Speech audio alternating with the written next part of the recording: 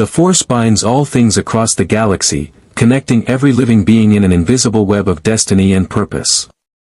The Jedi see the future in fragments, the Sith manipulate fate itself, and the galaxy turns according to the will of those who touch this mystical energy. But what happens when two legends from a universe without the Force, where brilliance alone determines victory, arrive to challenge destiny itself? Space above, Christoph Sis screamed. Not with sound, for the void carried no such thing, but with the violent tearing of reality as something impossible forced its way through dimensions. Republic sensors blazed red. Separatist droid brains calculated frantically. And in the command center of a Venator-class Star Destroyer, Clone Commander Cody stared at readings that made no sense. "Sir, we're detecting a massive spatial distortion." Sir, ships are coming through." Obi-Wan Kenobi moved to the viewport, his hand instinctively touching his lightsaber.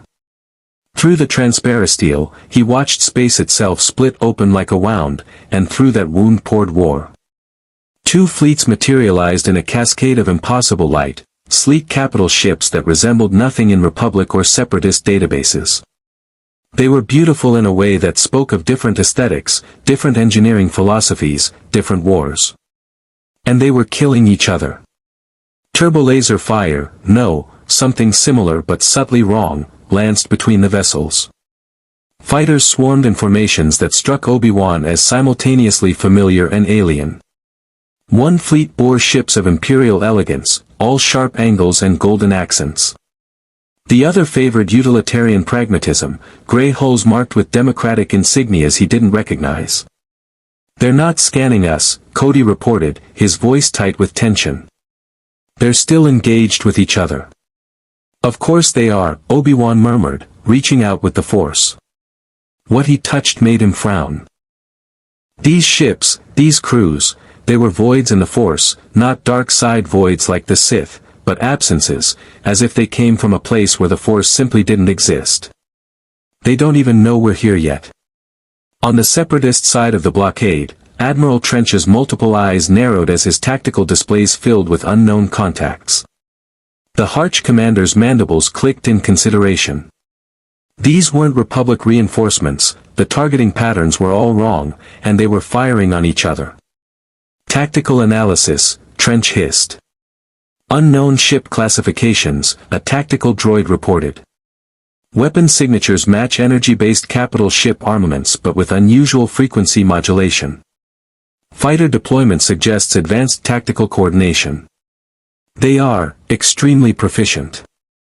Trench watched as one of the gray ships executed a maneuver that would have been impressive for a corvette, let alone a kilometer-long capital ship, sliding through incoming fire with precision that spoke of exceptional crew training or computer assistance beyond even Separatist standards. "Impressive," he admitted. Aboard the Brunhild, Fleet Admiral Reinhard von Lohengramm stood with his hands clasped behind his back, golden hair falling over his shoulders as he surveyed the tactical display with ice-blue eyes that missed nothing. The dimensional transit had been violent, disorienting, but his fleet had maintained formation. That was what mattered. "Report," he commanded, his voice carrying the absolute authority of someone born to rule. "We've lost contact with all Imperial holdings," his chief of staff, Senior Admiral Paul von Oberstein, reported with characteristic emotionlessness. "Navigation systems are completely non-functional. We appear to be in an unknown star system with multiple large vessels of unfamiliar configuration. Yang Wen-li's fleet is still with us." Reinhard's lips curved in something that wasn't quite a smile. "Of course he is. The miracle Yang wouldn't let a little dimensional displacement separate us." He studied the unknown vessels surrounding them. "Cease fire with the Alliance. Defensive formation. We need information before we continue hostilities." 300 kilometers away, aboard the Hyperion, Fleet Admiral Yang Wen-li was having an identical realization while stifling a yawn. "Well," Yang said, adjusting his beret with one hand while the other held his ever-present tea, "this is new." His adjutant, Sub-Lieutenant Frederica Greenhill, looked considerably more stressed. "Admiral, we've lost all navigation references." The stellar cartography doesn't match any known space. And there are at least 50 unknown capital ships surrounding us in addition to Lohengramm's fleet. I noticed, Yang said mildly, studying the tactical display with eyes that appeared half asleep but missed nothing. 2 distinct fleet formations, he noted, facing each other across the system. Some kind of blockade scenario. And his fleet, along with Reinhardt's, had just appeared in the middle of it. Tactical assessment of the unknown vessels. Lieutenant Commander Dusty Attenborough leaned over his console. They're big, well-armed, and using energy weapons. The design philosophy is completely foreign. One group uses more elegant, streamlined designs. The other favors function over form. If I had to guess, I'd say we're looking at 2 opposed factions. Wonderful, Yang sighed. We flee one war only to land in another. He set down his tea. Cease fire with the Imperial fleet. Inform Lohengramm that I recommend we table our differences until we understand where we are. He's already transmitting the same message to us, sir, Greenhill reported. Yang smiled faintly. Great minds think alike. Or at least cautious minds do. In the Jedi Temple on Coruscant, Master Yoda's ears twitched. He rose from meditation, disturbed by a sensation he couldn't quite name, not a disturbance in the Force, but rather a sudden absence where none had been before, as if 2 great voids had simply appeared above a distant world. Strange, this is, he murmured, reaching for his Jimmer stick. To Christophsis, I must go. Above that besieged world, 3 fleets, Republic, Separatist, and the newcomers, hung in tense silence, each waiting to see what the others would do. 2 legendary admirals from a universe without destiny faced a galaxy where fate itself could be touched and shaped. The Clone Wars were about to become far more complicated.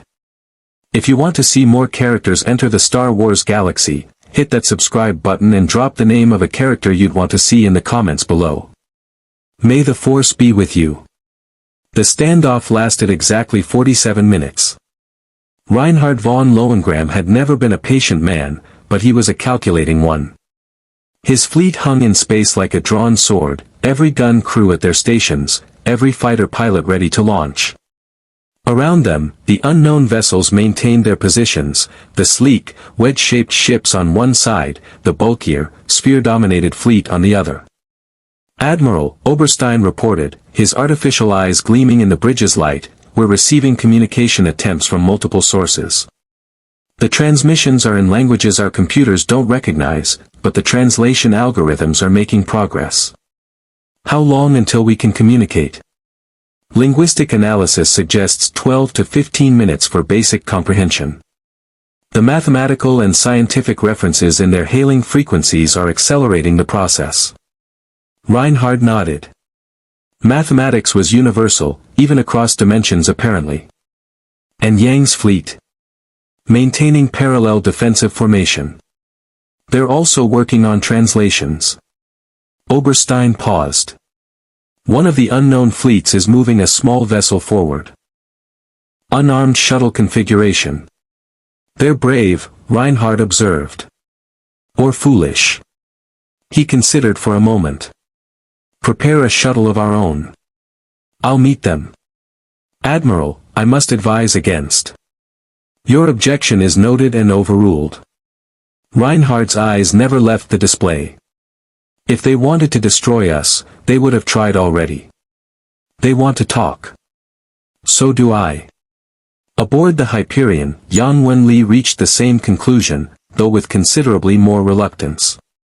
They want me to go personally, he asked, examining the decoded message from the wedge-shaped vessels. The translation is rough, Greenhill admitted, but yes. They're requesting a meeting with our fleet commander aboard their vessel. They're guaranteeing safe passage under what seems to be some kind of truce protocol. Yang rubbed his eyes. Of course they are. Nothing in my life is ever simple. He stood, reaching for his uniform jacket. Inform Lohengramm's fleet of the situation. I suspect he'll insist on attending as well. You think he'll risk himself? Reinhard von Lohengramm. Yang smiled tiredly. He's not the type to send subordinates when he can make a dramatic entrance himself. It's one of his few predictable qualities. 20 minutes later, 2 shuttles, one bearing Imperial gold, one Alliance gray, approached the Republic Star Destroyer. Inside the Imperial shuttle, Reinhard sat with the stillness of a coiled spring, flanked by his senior officers. His strategic mind was already analyzing everything he'd observed: military formations, ship capabilities, communication protocols. These people are organized, he said quietly. Disciplined. The wedge ships move with military precision. The sphere ships rely more on numerical superiority and coordinated fire patterns. 2 different military philosophies. 2 different nations at war, Oberstein concluded. Perhaps. Or perhaps something more complex. Reinhard's eyes gleamed. Every war is also an opportunity. In the Alliance shuttle, Yang's analysis followed different lines. Notice the fighters, he pointed out to his staff. The wedge ships use manned craft with life support, you can tell by the heat signatures and maneuvering patterns. The sphere ships use something else. Drones, perhaps, or artificial intelligence. Different technological philosophies. Which means different cultural values, Frederica noted. Exactly. Yang leaned back. One side values human life enough to risk pilots. The other favors efficiency. That tells us something important about who we're dealing with. The Republic Star Destroyer's hangar bay was a study in controlled chaos. Clone troopers lined the walls, weapons ready but not aimed. Obi-Wan Kenobi stood at the center with Commander Cody, his robes immaculate, his lightsaber visible at his belt.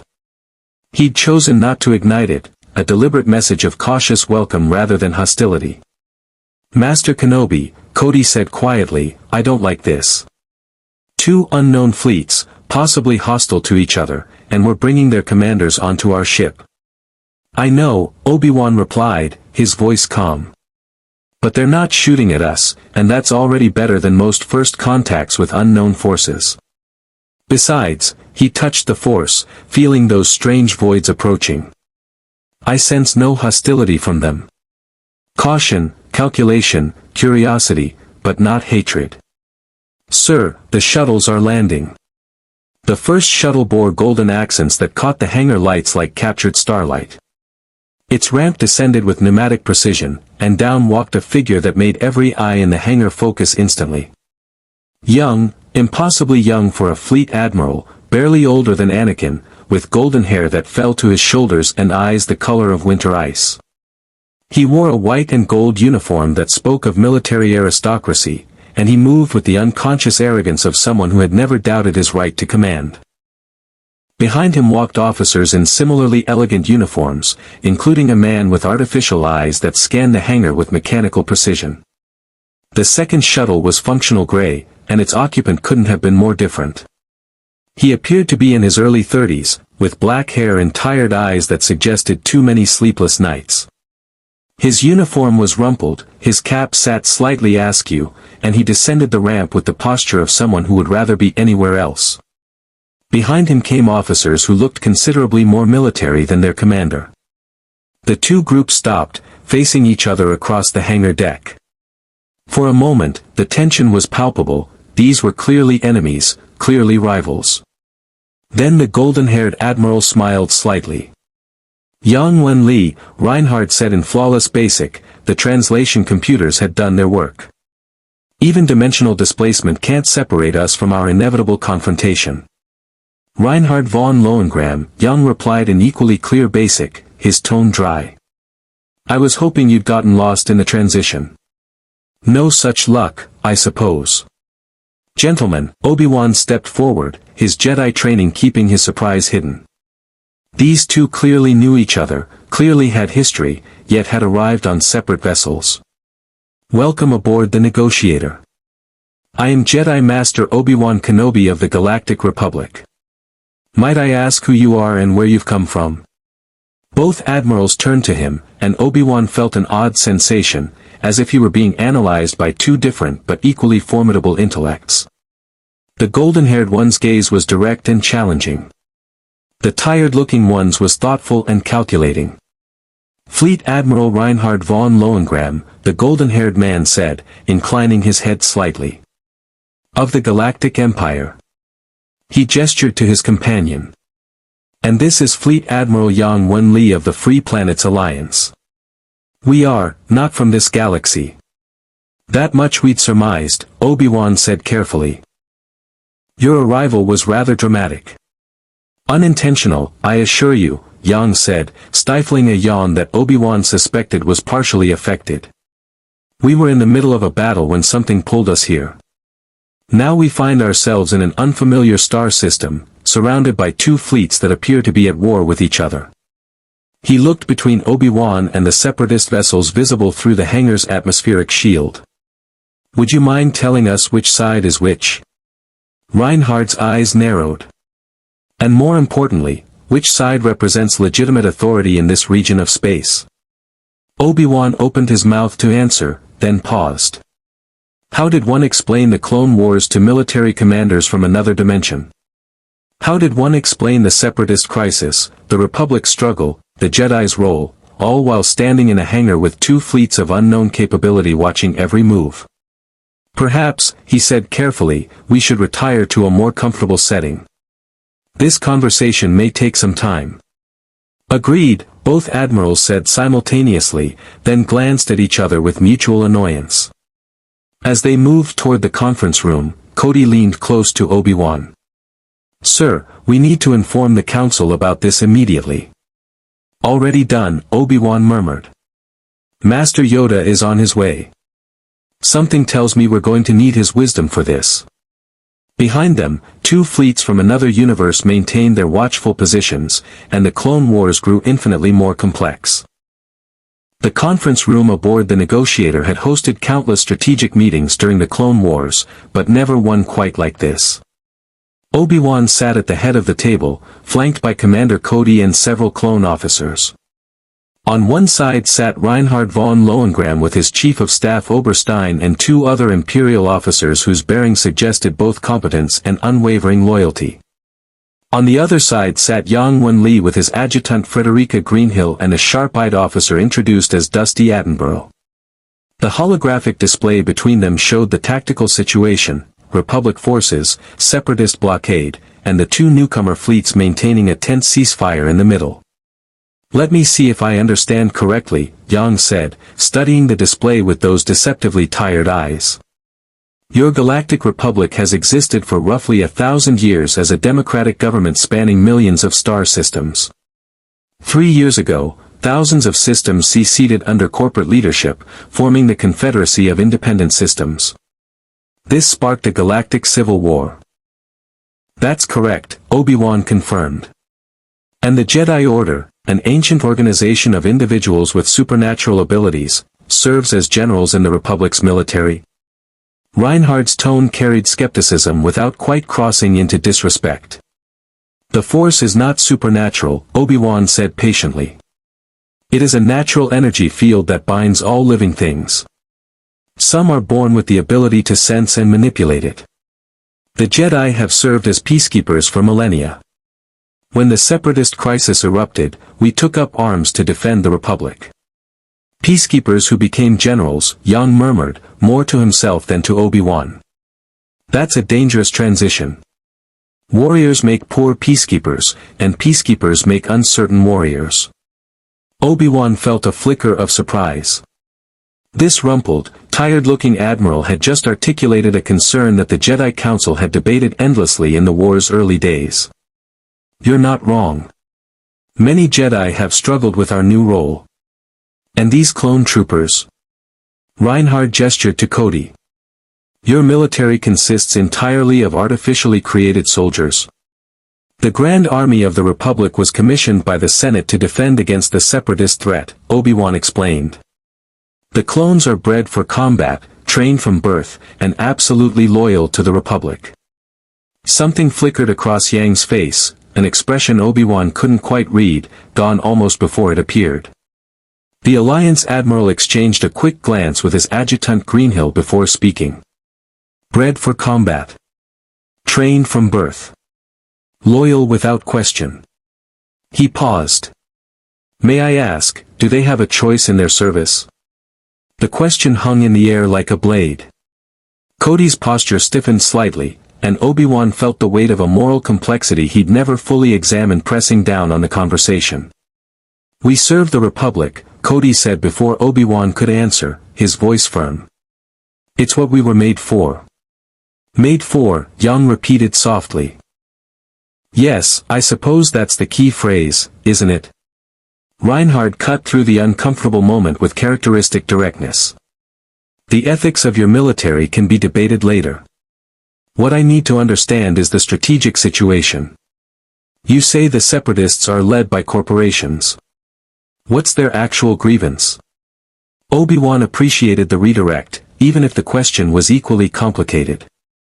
Taxation of trade routes, representation in the Senate, bureaucratic overreach. Many systems felt the Republic had become too corrupt, too distant from their concerns. And were they right? Reinhard asked bluntly. Obi-Wan paused, choosing his words carefully. The Republic has its flaws. The Senate can be slow, bureaucratic, corrupt in places. But the Separatist leadership, Count Dooku and his corporate allies, are pursuing independence through violence. They've attacked Republic worlds, enslaved populations, and shown no interest in peaceful resolution. Count Dooku, Yang said, his attention sharpening. Tell me about him. What's his background? He was a Jedi Master, one of the most respected in the Order. He left us years ago, disillusioned with the Republic. Now he leads the Separatist military. Yang and Reinhard exchanged another look, and Obi-Wan realized these two adversaries communicated volumes in their silences. Despite their obvious enmity, they understood each other in ways that went beyond words. A religious leader who left his order due to political disillusionment, Yang said slowly. Now leading a secessionist movement against a corrupt democracy. That's a familiar pattern. In our experience, Oberstein interjected, his artificial eyes fixed on Obi-Wan, such figures are either genuine idealists or masterful manipulators using idealism as a tool. Which is Count Dooku? I knew him, Obi-Wan said quietly. He was a good man. But the dark side corrupts. He's a Sith Lord now, Darth Tyrannus. He serves a Sith Master who manipulates events from the shadows. Sith. Reinhard leaned forward. The dark side of the Force. Where Jedi seek peace and selflessness, the Sith embrace passion and power. They were thought extinct for 1,000 years, but they've returned. The Separatist crisis is, in many ways, a Sith plot to destroy the Jedi and Republic. Yang set down the cup of Republic-issued CAF he'd been drinking. He'd immediately gravitated to it upon entering, Obi-Wan noted, and folded his hands.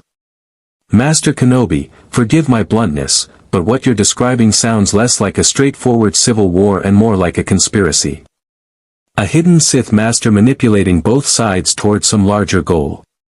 That is our belief, yes. Though we don't know the Sith Lord's identity or ultimate plan. But you have suspicions, Reinhard said. It wasn't a question. Obi-Wan hesitated. The Jedi Council's investigation into Chancellor Palpatine's emergency powers, the Senate's gradual ceding of authority, Dooku's cryptic warnings, all of it pointed towards something larger, something darker. But to voice those suspicions to complete strangers.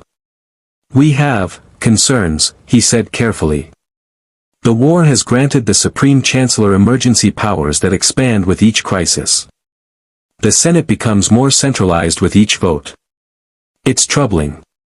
Troubling, Yang repeated, his voice dry. That's a diplomatic way of saying you're watching your democracy commit suicide while fighting to defend it. The room fell silent. Even Reinhard looked slightly taken aback by Yang's directness. That's not, Obi-Wan began, then stopped. Because wasn't it? Wasn't that exactly what they were witnessing? We're trying to preserve the Republic. To defeat the separatists and restore peace. At what cost? Yang asked quietly. You've militarized your peacekeepers. You've created an army of slaves. Forgive me, Commander Cody, but that's what they are, regardless of what they were made for. You're fighting a war that started suspiciously conveniently, led by a Sith Lord you can't identify, while your democracy erodes in the name of security. He met Obi-Wan's eyes. I've seen this before, Master Kenobi. The script is different, but the story is the same. Reinhard drummed his fingers on the table, a rare sign of thought. Your situation intrigues me. A corrupt democracy fighting a secessionist movement, both manipulated by a hidden hand. The question becomes, what's the end game? When the war concludes, who benefits? The Republic, Cody said firmly. Does it? Reinhard's ice-blue eyes were piercing. Or does whoever holds power in the Republic benefit? This Supreme Chancellor with his emergency powers, what happens to those powers when the war ends? They'll be returned to the Senate, Obi-Wan said, but even as he spoke, he felt doubt creeping in. Would they? Palpatine had promised to lay down his authority once the crisis passed, but the crisis never seemed to pass. Each victory brought new threats, new justifications for expanded power. Gentlemen, Frederica Greenhill spoke up for the first time, her voice professional. We appreciate the briefing, but we still haven't addressed our immediate situation. Our fleets need supplies, navigation data, and repairs. We also need to understand where we stand with both your factions. A practical concern, Oberstein agreed. Admiral Lohengramm, I recommend we negotiate for supply access and technological exchange. We need to adapt our systems to function in this galaxy. Agreed, Reinhard said. Then he turned to Yang with a slight smile. I suppose this means another temporary alliance, Yang Wen-li. Yang sighed. I suppose it does. Though I'm sure you'll betray it the moment it becomes convenient. And you'll outmaneuver me if I try. It's our way. Reinhard looked at Obi-Wan. Master Kenobi, here's my proposition. My fleet and Yang's fleet will maintain our ceasefire and offer our services as neutral parties. We're both experienced in large-scale warfare, fleet tactics, and strategic planning. In exchange, we need supplies, technical integration, and information about this galaxy. Services? Obi-Wan asked carefully. Military consultation, Yang clarified. We're stuck here, at least temporarily. We might as well be useful. And frankly, I'm curious about this war of yours. Something about it doesn't add up, and I'd like to understand what. Before Obi-Wan could respond, an alarm chimed. Cody's comlink crackled to life. Commander, Separatist fleet is moving. Multiple droid starfighters launching. They're targeting the unknown vessels. Obi-Wan rose immediately. Admiral Trench must have decided your Republic reinforcements. Reinhard and Yang were already standing, their temporary cordiality replaced by instant military focus. How many fighters? Reinhard demanded. Approximately 400 vulture droids, Cody reported. 400, Yang muttered. Well, I suppose we're about to make a first impression. Reinhard smiled, and it was the smile of a predator. Then let's make it memorable. Oberstein, signal the fleet. Battle formation Siegfried. Full defensive screen. Yang was already moving toward the door. Greenhill, signal Hyperion. Formation Yang assault pattern 7. And tell them to make sure Reinhard's people don't take all the glory. We're not competing, Reinhard began. We're always competing, Yang shot back. As they rushed toward the hangar, Obi-Wan watched the two admirals, enemies from another dimension, thrust into a new war, coordinate without even needing to speak. Whatever their universe had been like, it had forged them into something formidable. The Clone Wars had just gained 2 wildcards. Obi-Wan suspected neither the Republic nor the Separatists were ready for what came next. The space above Christophsis transformed into a storm of fire and precision. 400 vulture droids descended on the unknown fleets in a swarm that had overwhelmed Republic squadrons dozens of times before. They moved in coordinated waves, their droid brains calculating firing solutions with mechanical efficiency, their numbers designed to saturate enemy defenses through sheer volume. They never reached their targets. Aboard the Brunhild, Reinhard stood on his command deck watching the tactical display with the calm of someone who had fought and won 1,000 battles. Commence defensive fire. Pattern Omega-3. I want those droid fighters eliminated before they close to effective range. His fleet moved like a ballet of destruction. The Imperial ships had fought for years in a different galaxy, against enemies that fielded similar swarm tactics. Their point defense systems, rapid-fire energy cannons designed to eliminate missiles and fighters, tracked and acquired targets with lethal efficiency. The first wave of vulture droids simply ceased to exist. Emerald energy beams lanced out in a precisely calculated crossfire pattern, creating a killing field that no droid could navigate. Explosions blossomed across the void as 100 vulture droids became debris in the span of 30 seconds. Impressive, Admiral Trench hissed from his command ship, his multiple eyes narrowing. Their point defense is significantly more sophisticated than Republic systems. Redirect fighters to attack pattern Theta. Overwhelm their screening ships. But the vulture droids never got the chance to adapt. The Alliance fleet's response was different but equally devastating. Where Reinhard's forces relied on overwhelming firepower, Yang's fleet demonstrated tactical precision that bordered on precognition. His ships moved in patterns that seemed random but were actually carefully calculated to funnel the vulture droids into predetermined kill zones. All ships maintained defensive formation, ordered from the Hyperion, his tired eyes tracking dozens of vectors simultaneously. Let them think they're finding gaps. Attenborough, when they commit to the openings, execute pattern trap 4. Aye, sir, Dusty replied, grinning. The old bait and switch. I love this part. The vulture droids, following their tactical programming, identified what appeared to be vulnerabilities in the Alliance formation and dove toward them.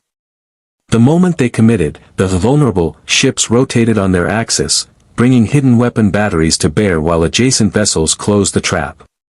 Another 100 vulture droids disintegrated. On the Republic bridge, Obi-Wan watched the battle unfold with growing amazement. They're not even using fighter support. Just capital ship point defense and tactical positioning. Their coordination is perfect, Cody observed, studying the tactical display. The Imperial fleet uses raw firepower. The Alliance fleet uses positioning. But watch, they're not getting in each other's way. They're covering each other's blind spots. It was true. Despite arriving from different factions, despite their obvious rivalry, Reinhard and Yang's fleets moved in unconscious synchronization. Where Imperial ships created walls of fire, Alliance ships funneled targets into those walls. Where Alliance formations opened gaps, Imperial firepower sealed them. They've fought together before, Obi-Wan realized. Or against each other so many times they understand each other's tactics perfectly. The remaining vulture droids, their numbers reduced to fewer than 50, attempted to break off and return to the Separatist fleet. Yang didn't let them. Launch assault fighters, he ordered. I want those droids eliminated before they can report detailed tactical data to their command ship. From the Alliance vessels poured sleek fighter craft, not the Republic's V-wings or the Separatists' vultures, but something different. Spartanian fighters, each piloted by experienced humans who had survived the brutal wars of their home galaxy. They fell upon the retreating vultures like hawks among pigeons. The battle was over in minutes. Not a single vulture droid survived. Admiral Trench stared at his displays in disbelief. 400 fighters, gone. Not damaged, not disabled, but completely eliminated with minimal expenditure of resources from the unknown fleets. His mandibles clicked in agitation. Analysis, he demanded. Unknown vessels possess superior point defense systems and tactical coordination, the tactical droid reported. Their response patterns suggest extensive combat experience against swarm tactics. Probability of successful conventional assault, 12%. 12%. Unacceptable. Open a channel to Count Dooku, Trench commanded. The Count will want to know about this. In hyperspace, the transmission raced toward the Separatist leadership, carrying news that would reach ears far more dangerous than Admiral Trench could imagine. Back aboard the Negotiator, Obi-Wan's comlink chimed. Anakin Skywalker's voice crackled through. Master, did you see that? Those unknown ships just shredded an entire Vulture droid squadron without taking a single hit. I saw it, Anakin. Return to the ship immediately. We have guests, and I think you'll want to meet them. Guests. 2 fleet admirals from another galaxy. They're complicated. 20 minutes later, Anakin Skywalker strode into the conference room with his characteristic energy, Ahsoka Tano close behind. Both stopped short when they saw the 2 admirals who had returned from observing the battle from the Republic ship's auxiliary command deck. Reinhard von Lohengramm stood by the viewport, looking every inch the aristocratic warrior, young, brilliant, dangerous. Young Wen-li slouched in a chair, looking like he'd rather be sleeping. The contrast was almost comical. Anakin Skywalker, Obi-Wan made introductions.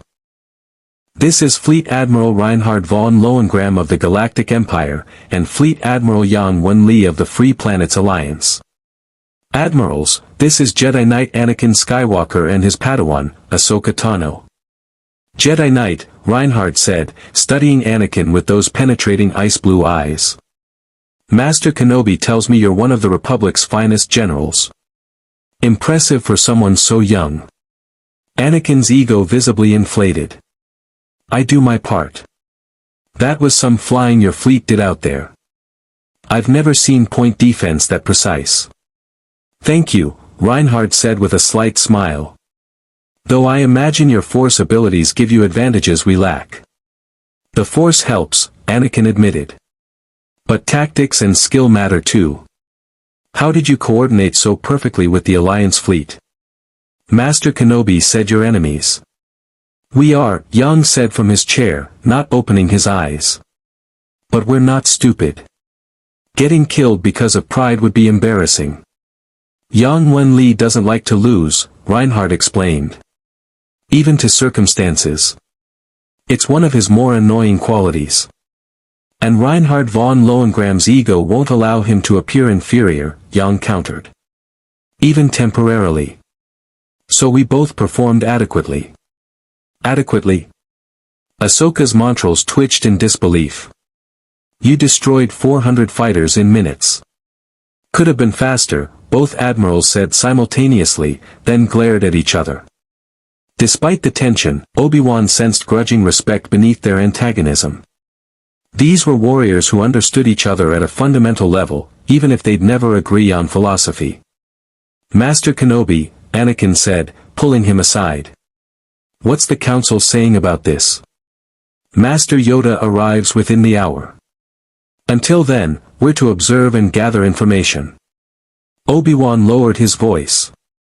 Anakin, these admirals, they're not Force-sensitive, but they're formidable. Yang already suspects the war is being manipulated. Reinhard asked pointed questions about Palpatine's emergency powers. They see things we've missed. Or they're paranoid outsiders who don't understand the situation. Perhaps. But what if they're right? Before Anakin could respond, alarms blared throughout the ship. Cody's voice came over the intercom. General Kenobi, we're receiving a transmission from the Separatist flagship. Admiral Trench wants to negotiate. Negotiate? Obi-Wan exchanged glances with the admirals. That's unusual. Trench doesn't negotiate. He does when he's outmatched, Yang observed, finally opening his eyes. He just watched 2 unknown fleets eliminate his fighter screen without effort. He's smart enough to want intelligence before committing his capital ships. Reinhard nodded. He'll try to determine our allegiances. If we're Republic allies, he retreats. If we're neutral, he'll attempt to recruit us. If we're hostile to both sides, he smiled coldly. Then things become interesting. What do you want to do? Obi-Wan asked. The two admirals looked at each other, and again, that strange communication happened in silence. Then Reinhard turned back to Obi-Wan. We talked to him. Both sides, actually. Yang will meet with your Admiral Trench. I'll continue discussions with you. We'll compare notes afterward and decide which faction, if either, deserves our support. You're splitting up? Ahsoka asked. Isn't that dangerous if you're enemies? We're enemies who understand necessity, Yang said, rising from his chair and adjusting his beret. Besides, if Reinhard betrays me while I'm negotiating with these separatists, he'll never hear the end of it.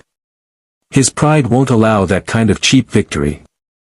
And if Yang tries something clever while meeting Trench, I'll know, Reinhard added. We've been playing this game for years. Obi-Wan found himself both impressed and unsettled. These two commanded fleets, commanded respect, and commanded attention, all without a single touch of the Force. They were brilliant tacticians from a galaxy where destiny couldn't be predicted, where the future wasn't written in mystical energy, where victory came only through pure skill and intellect. The Clone Wars had always been guided by the Force, shaped by prophecy and the eternal conflict between light and dark. But Reinhard von Lohengramm and Wen-li came from a universe without such things. They were wildcards in a game that thought it had accounted for every variable. Very well, Obi-Wan said. I'll inform Admiral Trench that Admiral Yang will meet with him. But I'm sending Anakin along as an observer. Acceptable, Yang said. Though I should warn you, I'm very boring in negotiations. I mostly drink tea and ask uncomfortable questions. As Yang departed for the shuttle bay with Anakin and Ahsoka in tow, Reinhard turned to Obi-Wan with a calculating expression. Master Kenobi, while Yang is occupied, I'd like to discuss something. You mentioned a Supreme Chancellor with emergency powers. I'd very much like to know more about this Chancellor Palpatine. Everything you can tell me. Something in his tone made Obi-Wan's instincts prickle. Why the particular interest? Reinhard's smile was sharp as a blade. Because in my experience, the most dangerous people in any war are rarely found on the battlefield. They're found in the halls of power, moving pieces while everyone else bleeds. If this war is truly a Sith conspiracy as you suspect, then someone in your government is either a conspirator or a fool. I'd like to determine which. Obi-Wan studied the young admiral, barely older than Anakin, yet speaking with the authority of someone who had toppled governments and crowned emperors. Or perhaps planned to. That's a dangerous line of inquiry, Obi-Wan said carefully. The truth often is, Reinhard replied. But I've found it's better to know dangerous truths than comfortable lies. Wouldn't you agree? In the Force, Obi-Wan felt ripples of possibility branching in unexpected directions. The future, always in motion, had just become infinitely more complicated. Yes, he said finally. I suppose I would. The Separatist command ship Invincible was a testament to corporate efficiency, cold, functional, designed to intimidate. Wen-li walked through its corridors with Anakin Skywalker beside him, observing everything with those deceptively sleepy eyes that missed nothing. You seem remarkably calm for someone visiting an enemy warship, Anakin noted, his hand never straying far from his lightsaber. I've been aboard enemy vessels before, Yang replied mildly. Usually right before I destroy them, admittedly, but the principle is the same. Stay observant, stay courteous, and remember that information is more valuable than posturing. You really think you can learn something useful from this Admiral Trench? I think Admiral Trench will tell me far more than he intends to, yes. Yang glanced at Anakin. You Jedi have your Force for reading people.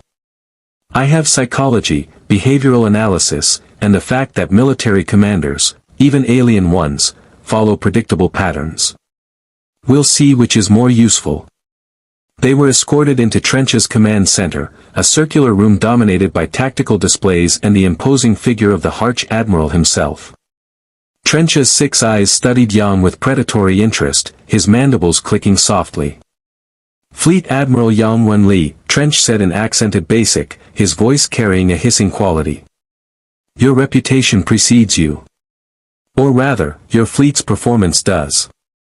Impressive tactics against my fighters." "Thank you," Yang said, accepting a chair that was clearly designed for someone with a different body structure. He sat anyway, looking entirely too comfortable. "Though I should clarify, those were fairly standard point defense patterns. Nothing special. Your fighters were simply predictable." Trench's eyes narrowed. Anakin tensed, but Yang continued in that same mild tone. "Not a criticism of your tactics, Admiral. Droid fighters follow programming. Programming is, by nature, predictable. It's both their strength and weakness." "You sound like someone who has fought droids before," Trench observed. "Not droids, no. But automated systems. Yes.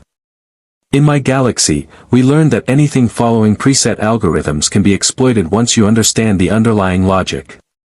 Yang accepted a cup of something vaguely tea-like from a protocol droid. "Tell me, Admiral, who programs your tactical droids? Is it centralized, or does each separatist faction customize their own?" Anakin blinked. That was, actually a brilliant question. If the droid programming was centralized, it meant there was a single point of vulnerability. If it was decentralized, it meant the separatists were more fractured than the Republic believed. Trench's mandibles clicked in what might have been amusement. "You are perceptive, Admiral. The Techno-Union handles primary programming, with modifications by individual commanders. But you did not come here to discuss programming. You came because I requested this meeting." "Actually, I came because Master Skywalker's mentor asked me to," Yang corrected gently. "But I'm curious about your offer. You want to recruit us, I assume. Directly to the point. I appreciate efficiency." Trench manipulated his tactical display, showing the strategic situation across multiple sectors. "The Confederacy of Independent Systems offers freedom from Republic tyranny. We represent thousands of worlds that refuse to bow to Coruscant's corruption. We could use commanders of your caliber." "Freedom from tyranny," Yang repeated, studying the displays. "That's the line, is it? Tell me, Admiral, who actually leads your confederacy? What's the command structure?" "The Separatist Council consists of corporate leaders and planetary representatives. Count Dooku serves as our head of state and military commander. A former Jedi turned political revolutionary," Yang mused. "That's interesting. In my experience, people don't abandon lifetime commitments without powerful motivations. What motivated Count Dooku?" Trench's hesitation was brief but telling. "Disillusionment with Republic corruption." "Ah. And these corporate leaders on your council, Trade Federation, Banking Clan, Techno-Union, Commerce Guild, they're motivated by similar idealism?" Yang's tone remained utterly pleasant, but Anakin caught the subtle trap. "They're fighting against corruption out of pure principle. They fight for their interests," Trench admitted. "As all beings do. Of course. Profit is a powerful motivator." Yang sipped his not tea. "Which raises a question, what happens after the war? If the Confederacy wins, what prevents those same corporations from becoming the new tyranny? You're replacing a democratic government, however flawed, with corporate oligarchy. That's not freedom, Admiral. That's just a different master." Trench's eyes hardened. "You speak from ignorance. The Republic is not the democracy it pretends to be." "Oh, I don't doubt that," Yang agreed easily. "Democracies rarely live up to their ideals, especially during wartime. They become bloated, corrupt, slow to act. But corporate governance?" He shook his head. "I've seen that in my galaxy too. Corporations exist to generate profit. Everything else, freedom, justice, citizens' welfare, becomes secondary to quarterly returns. At least democracies pay lip service to higher ideals. Anakin watched Trench's posture shift from confident to defensive. Yang wasn't arguing aggressively or emotionally. He was simply stating observations in that infuriatingly calm voice, and somehow that was more effective than any passionate speech. "You misunderstand our goals," Trench insisted. "Do I? Then explain something to me." Yang leaned forward slightly. "Master Kenobi mentioned that your forces have enslaved populations on conquered worlds. The Zygerians, for instance, slavers operating under separatist protection. How does that fit with your rhetoric about freedom? War requires difficult choices." "No," Yang interrupted, and for the first time his voice carried an edge. "War requires strategy, logistics, and occasionally sacrifice. Slavery requires moral bankruptcy. Those are not the same thing." The room fell silent. Anakin felt a surge of approval through the Force. Yang Wen-li might not be a Jedi, but he understood justice. Trench recovered his composure. "You judge us based on incomplete information, provided by our enemies. Perhaps if you saw our perspective." "I'd be happy to," Yang said, returning to his mild tone. "Send me your economic reports. Your governance documents. Records of how you treat occupied populations. I'll read them all and form an objective assessment." "That's fair, isn't it?" Trench's mandibles clicked irritably. "You would trust such documents?" "I'd trust them more than rhetoric," Yang replied. "Numbers don't lie as effectively as politicians. They can be manipulated, certainly, but there are always patterns beneath the manipulation." He finished his not tea. "But we're dancing around the real question, aren't we? Which is?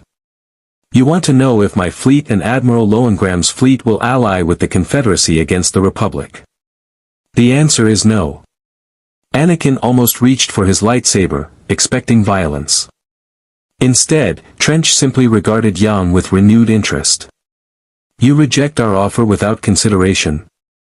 "I reject it after consideration," Yang corrected. "I've been in this galaxy for less than a day, and I've already identified your war as a manufactured conflict. Someone is manipulating both sides toward an outcome that benefits neither the Republic nor the Confederacy. Until I understand who and why, I'm not choosing sides."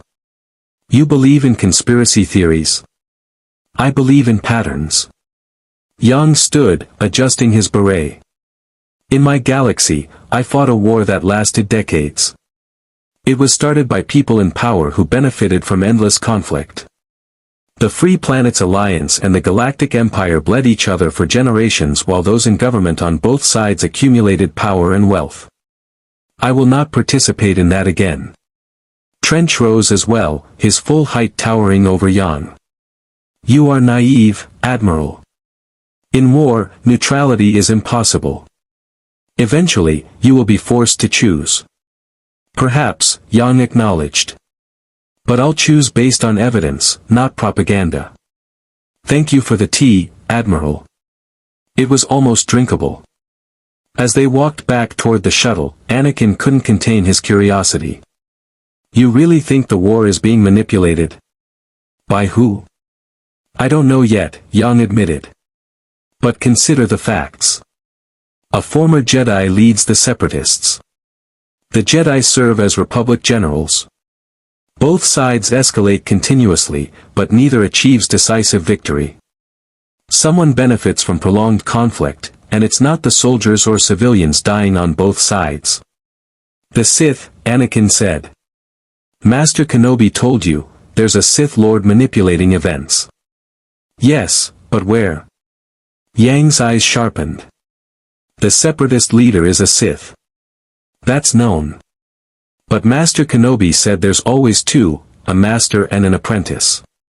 If Dooku is the apprentice, who's the master? More importantly, where is he? In the Separatist leadership? Or somewhere else entirely?" Anakin froze. You think the Sith Master might be in the Republic?" I think it's worth investigating. A puppet master doesn't stand with his puppets, Knight Skywalker. He stands where he can pull the strings of both sides simultaneously. Back aboard the Negotiator, Reinhard von Lohengramm listened to Obi-Wan's description of Supreme Chancellor Palpatine with growing interest. Oberstein stood beside him, those artificial eyes recording every detail. So Chancellor Palpatine was a senator from Naboo, Reinhard summarized. Rose to power during a crisis, the Trade Federation's blockade of his homeworld. Became Chancellor just as the Separatist crisis erupted. Has been granted emergency powers with each escalation. Currently controls the largest military in galactic history. Is that accurate? When you phrase it that way, it sounds suspicious, Obi-Wan said carefully. That's because it is suspicious, Reinhard replied bluntly. In my galaxy, I've studied dozens of political takeovers. They follow patterns. Create a crisis. Offer yourself as the solution. Accumulate power while promising it's temporary. By the time people realize what's happened, it's too late. Palpatine is a good man, Obi-Wan insisted, though he heard the doubt in his own voice. He's been nothing but supportive of the Jedi Order. Of course he has, Reinhard said. He needs you. The Jedi are the Republic's greatest weapon. Why would he antagonize you before he's ready? He moved to a datapad, pulling up political records that Cody had provided. Look at his voting record. Every decision he makes expands executive power or military authority. Every crisis, no matter how chaotic, somehow results in more centralization. That could be coincidence. It could be, Reinhard agreed. But I don't believe in that many coincidences. Oberstein, analysis. Based on available data, Oberstein said in his emotionless voice, Supreme Chancellor Palpatine exhibits behavioral patterns consistent with authoritarian consolidation. The probability that his emergency powers will be voluntarily surrendered post-conflict is less than 3%. Obi-Wan felt cold despite himself. 3%. Historical precedent is clear, Oberstein continued. Leaders who accumulate wartime powers rarely relinquish them. The excuses change, new threats, instability, security concerns, but the result is identical. Democracy dies to thunderous applause. You're describing a dictatorship, Obi-Wan said. That's not the Republic. Not yet, Reinhard said softly. But tell me, Master Kenobi, what happens when the war ends? The clone army answers to Palpatine. The Jedi are spread thin across the galaxy. The Senate has already ceded most of its authority. If Palpatine decided to declare himself Emperor tomorrow, who could stop him? Obi-Wan wanted to argue, but the words died in his throat. Who could stop Palpatine? The Jedi. They were military commanders now, dependent on the clone troops that Palpatine controlled. The Senate? They'd already given him unprecedented authority. The people? They were frightened, desperate for security, willing to trade freedom for safety. You're wrong, Obi-Wan said, but it sounded hollow even to his own ears. I hope I am, Reinhard replied, and for once there was no arrogance in his voice. Because if I'm right, Master Kenobi, your republic is already dead. You're just fighting to preserve a corpse while pretending it's still alive. The door opened and Yang entered with Anakin and Ahsoka. One look at Yang's expression told Reinhard everything. The Separatists are tools, Yang reported. Corporate oligarchs pursuing profit under the guise of freedom. Trench admitted as much once I pushed past the rhetoric. And Palpatine is consolidating power, Reinhard added. Creating the framework for dictatorship while the Jedi serve as unwitting enforcers. Yang nodded slowly.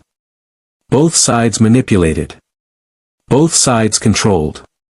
Classic pattern. He looked at Obi-Wan with genuine sympathy. Master Kenobi, I'm sorry, but your war is a lie. Someone is playing both the Republic and Confederacy like instruments in an orchestra, and when the music ends, neither faction will exist as it does now. The Sith Master, Anakin breathed. He's orchestrating everything. That's my assessment, Yang agreed. The question is, where is he? And how do we prove it before it's too late? Reinhard and Yang exchanged looks, and in that moment, their rivalry became secondary to a shared purpose. They'd seen this before in their own galaxy, wars created to serve hidden masters. They'd sworn never to be pawns again. The Clone Wars had just gained 2 admirals who refused to play by anyone's rules. The briefing room aboard the Negotiator had never felt so crowded, despite only containing 8 people. Obi-Wan stood at the head of the table, exhaustion evident in his posture. Beside him sat Anakin and Ahsoka, both visibly troubled. Across from them sat Reinhard and Oberstein, Yang and Frederica Greenhill. Commander Cody stood by the door, his expression unreadable behind his helmet. Master Yoda will arrive within the hour, Obi-Wan said quietly.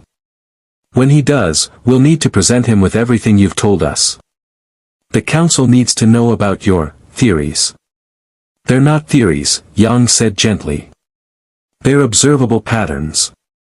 I understand this is difficult, Master Kenobi, but ignoring evidence doesn't make it disappear.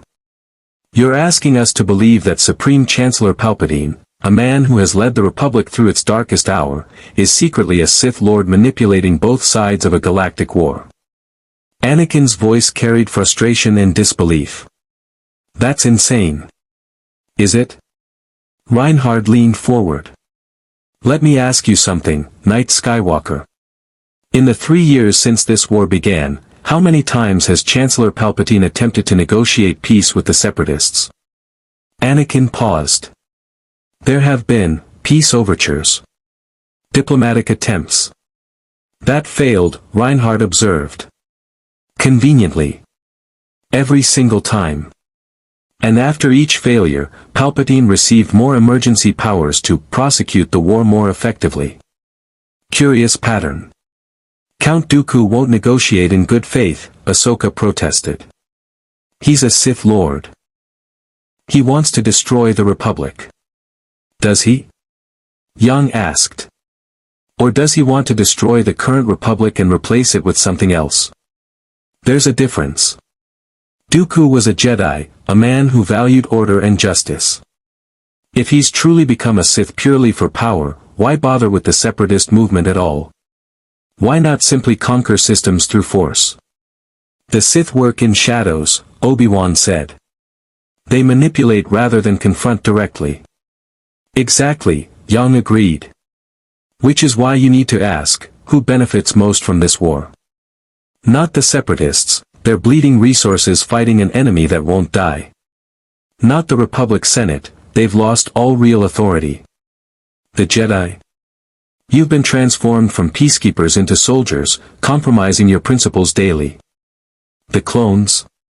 He glanced at Cody. They die by the thousands, created for no purpose except to fight and perish. Cody's hand tightened on his blaster rifle, but he said nothing. The only person who consistently benefits, Yang continued relentlessly, is Chancellor Palpatine. Every battle, every crisis, every setback leads to more power concentrated in his hands. That's not coincidence. That's design. But we don't have proof, Obi-Wan said, and it sounded like he was pleading. Suspicions, patterns, circumstantial evidence, but no proof. The Council can't act on suspicion alone. Then we find proof, Reinhard said simply. Oberstein, what do we need? The Chief of Staff adjusted his artificial eyes. Financial records showing coordination between Republic and Separatist leadership. Communication logs demonstrating contact between Palpatine and Separatist Council. Evidence of Palpatine's force sensitivity if he is indeed the Sith Master. Or, he paused. Direct testimony from Count Dooku regarding his master's identity. Dooku won't talk, Anakin said flatly. Won't he? Yang stroked his chin thoughtfully. He's a Sith apprentice. By definition, he's planning to overthrow his master eventually. That's how the Sith work, isn't it? Master and apprentice, with the apprentice constantly seeking to usurp the master's position. Obi-Wan nodded slowly. The rule of two. Yes, that's their way. Then Dooku is a potential asset, not just an enemy, Yang concluded. He has every incentive to see his master exposed and eliminated, as long as he believes he'll survive the revelation. You want to recruit a Sith Lord? Ahsoka's voice pitched high with disbelief. I want to exploit his self-interest, Yang corrected. There's a difference. We don't need Dooku to become good. We need him to act against his master. His motivations are irrelevant as long as his actions serve our purpose. Reinhard smiled coldly. A pragmatic approach. I approve. Though I suspect Master Kenobi's Jedi sensibilities find it distasteful. We don't deal with the Sith, Obi-Wan said firmly. They lie, manipulate, and corrupt everything they touch. And yet you're currently serving a government that may be controlled by a Sith Lord, Reinhard pointed out. Your principles are already compromised, Master Kenobi. The only question is whether you'll acknowledge it in time to do something about it. The words hung in the air like a blade. Obi-Wan wanted to argue, wanted to defend the Republic and the Jedi Order and everything he'd spent his life believing in. But the evidence, circumstantial though it was, kept piling up. Palpatine's rise during crisis. The convenient timing of separatist attacks. The way the war never quite ended despite Republic victories. The emergency powers that never got returned. Even if you're right, Obi-Wan said quietly, what can we do? Accuse the Supreme Chancellor of being a Sith Lord without proof? The Senate would never believe it. Half the Jedi Council would think we've lost our minds. You need irrefutable evidence, Frederica Greenhill spoke up for the first time, her voice calm and professional. Something so undeniable that even Palpatine supporters can't dismiss it. May I suggest a multi-pronged approach? Go ahead, Obi-Wan said. Greenhill pulled up a data pad, organizing her thoughts. First, we need financial analysis. Follow the money. If Palpatine is coordinating both sides, there will be resource transfers, funding patterns, supply chains that don't make sense unless you assume cooperation. Second, we need communication intercepts. The separatist leadership must communicate with their Sith master somehow. If we can capture and decrypt those transmissions, we'd have direct evidence, Obi-Wan finished. But the separatist communication networks are heavily encrypted. Our technology might help, Oberstein said. Our galaxy's encryption methods differ from yours. We may be able to identify vulnerabilities your people have missed. Third, Greenhill continued, we need to isolate and question someone from Dooku's inner circle. Not Dooku himself, he's too powerful, too dangerous. But someone close to him who might have knowledge of his master's identity. Asajj Ventress, Anakin said suddenly. Dooku's assassin. She's fanatically loyal to him, but she's also ambitious. If we could capture her, interrogate her. The Jedi don't torture prisoners, Obi-Wan said sharply. I wasn't suggesting torture, Anakin replied. But Yang's right about one thing, everyone has self-interest. If we could convince Ventress that Dooku is using her, that she'll never be more than a tool. She might talk, Yang finished. It's worth attempting. Though I suspect your Force abilities would be more useful for interrogation than anything we could offer. The Force can sense deception, Obi-Wan admitted. And in extreme cases, Jedi can persuade weak minds. But Ventress is strong in the dark side. It wouldn't be simple. Nothing worthwhile ever is, Reinhard said. He stood, moving to the viewport to stare at the stars. We need to move quickly. If Palpatine's suspects were investigating him, he'll accelerate whatever endgame he has planned. Time is not on our side. Agreed, Yang said. Which means we need to divide our efforts. Master Kenobi, you and your fellow Jedi should continue your duties as normal. Any deviation from routine will alert Palpatine that something has changed. Reinhard and I will handle the investigation. We're unknowns, wildcards that Palpatine hasn't accounted for. That gives us freedom to move. You're asking us to lie to the council, Obi-Wan said. I'm asking you to be strategic, Yang replied. Tell Master Yoda everything. If anyone in your order can be trusted to investigate quietly, it's him. But the rest of the council? The Senate? They're compromised, either corrupted, incompetent, or too close to Palpatine to see clearly. Before Obi-Wan could respond, the ship's intercom crackled. General Kenobi, a ship has just exited hyperspace. It's Master Yoda. Finally, Obi-Wan breathed. Perhaps he can make sense of this madness. Reinhard and Yang exchanged glances. A 900-year-old Force user who leads your entire order, Reinhard said thoughtfully. This should be interesting. He'll see right through both of you, Anakin warned. Master Yoda can sense deception, read intentions, see things no one else can. If you're planning to manipulate him. We're not planning to manipulate him, Yang interrupted. We're planning to tell him the truth and see if he's wise enough to recognize it. There's a difference. 20 minutes later, Master Yoda entered the briefing room, walking with his Jimmer stick, his ancient eyes taking in every detail. The diminutive Jedi Master radiated presence despite his small stature, centuries of wisdom and power compressed into a form barely 3 feet tall. He stopped in the doorway, those ancient eyes moving from Reinhard to Yang and back again. In the Force, he sensed nothing. Not darkness, not light, but absence. As if these two existed outside the Force entirely, voids where living beings should create ripples in the cosmic energy. Yoda said, moving into the room slowly. Interesting, you are. From beyond the Force, you come. Felt your arrival, I did. Wrong, it felt. Like a stone dropped in water, but no ripples created. Master Yoda, Obi-Wan began, these are. Know who they are, I do, Yoda interrupted gently. Felt their minds through my Padawan, I have. Tacticians, strategists, warriors without the Force. He approached Yang first, staring up at him with those penetrating eyes. Yang Wen-li. The reluctant warrior. Fight because you must, not because you wish. Dangerous, that makes you. Unpredictable. Yang inclined his head respectfully. Master Yoda. Your reputation precedes you. Then Yoda turned to Reinhard, and the temperature in the room seemed to drop. Reinhard von Lohengramm. Ambition burns in you like a sun. Conquest, power, empire, these things you desire.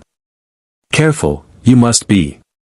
Down dark paths, such desires lead. Reinhard met Yoda's gaze without flinching. I desire order, Master Yoda. Peace through strength. Meritocracy over nepotism. I make no apologies for that. No, apologize you should not. Honest, at least, you are. Yoda hobbled to a chair, climbing into it with surprising agility.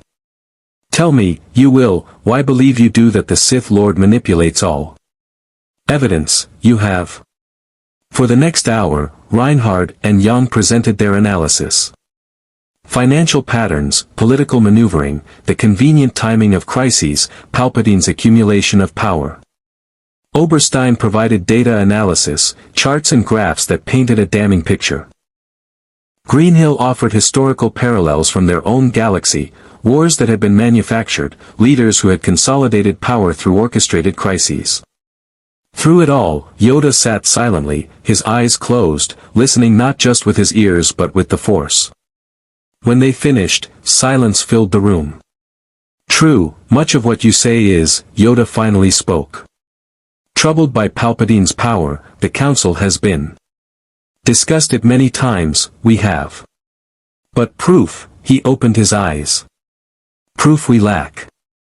Accuse the Supreme Chancellor without evidence, we cannot. Destroy the Republic, that would. Civil war within the government itself. So you do nothing? Reinhard demanded. You see the trap closing and simply accept it? Did I say that? Yoda's ears twitched. Patient, you must learn to be, young Lohengramm. Act we will, but carefully. Quietly. Investigate we must, without alerting our enemy. Then you believe Palpatine is the Sith Lord? Obi-Wan asked. Believe? No. Suspect? Yes. Yoda's expression grew grave. Clouded, the future is difficult to see. But your arrival, he looked at the two admirals. Changed something. Ripples in destiny, you have caused. The Sith Lord, whoever he is, did not foresee you. Advantage, this gives us. Small, but real. Then use us, Yang said. We're outside your political structures, outside your chain of command. We can investigate without raising suspicion. The Sith Lord doesn't know what we're capable of because we're from beyond his experience. Yoda considered this, tapping his jimmer stick thoughtfully. Risky, this is. Trust you, should I? Warriors from another galaxy, with your own agendas, your own goals. No, Reinhard said bluntly. You shouldn't trust us. But you should use us. Our goals align with yours, for now. We both want to expose the conspiracy, stop the manipulation. What comes after, he shrugged. We'll address that when it's relevant.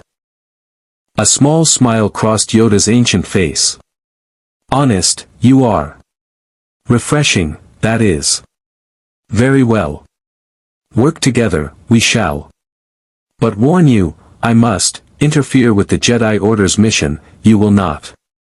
Endanger my Jedi, you will not. Agreed, both admirals said. Good. Yoda hopped down from his chair. Then begin, we shall. Much work ahead, there is. Little time, we may have.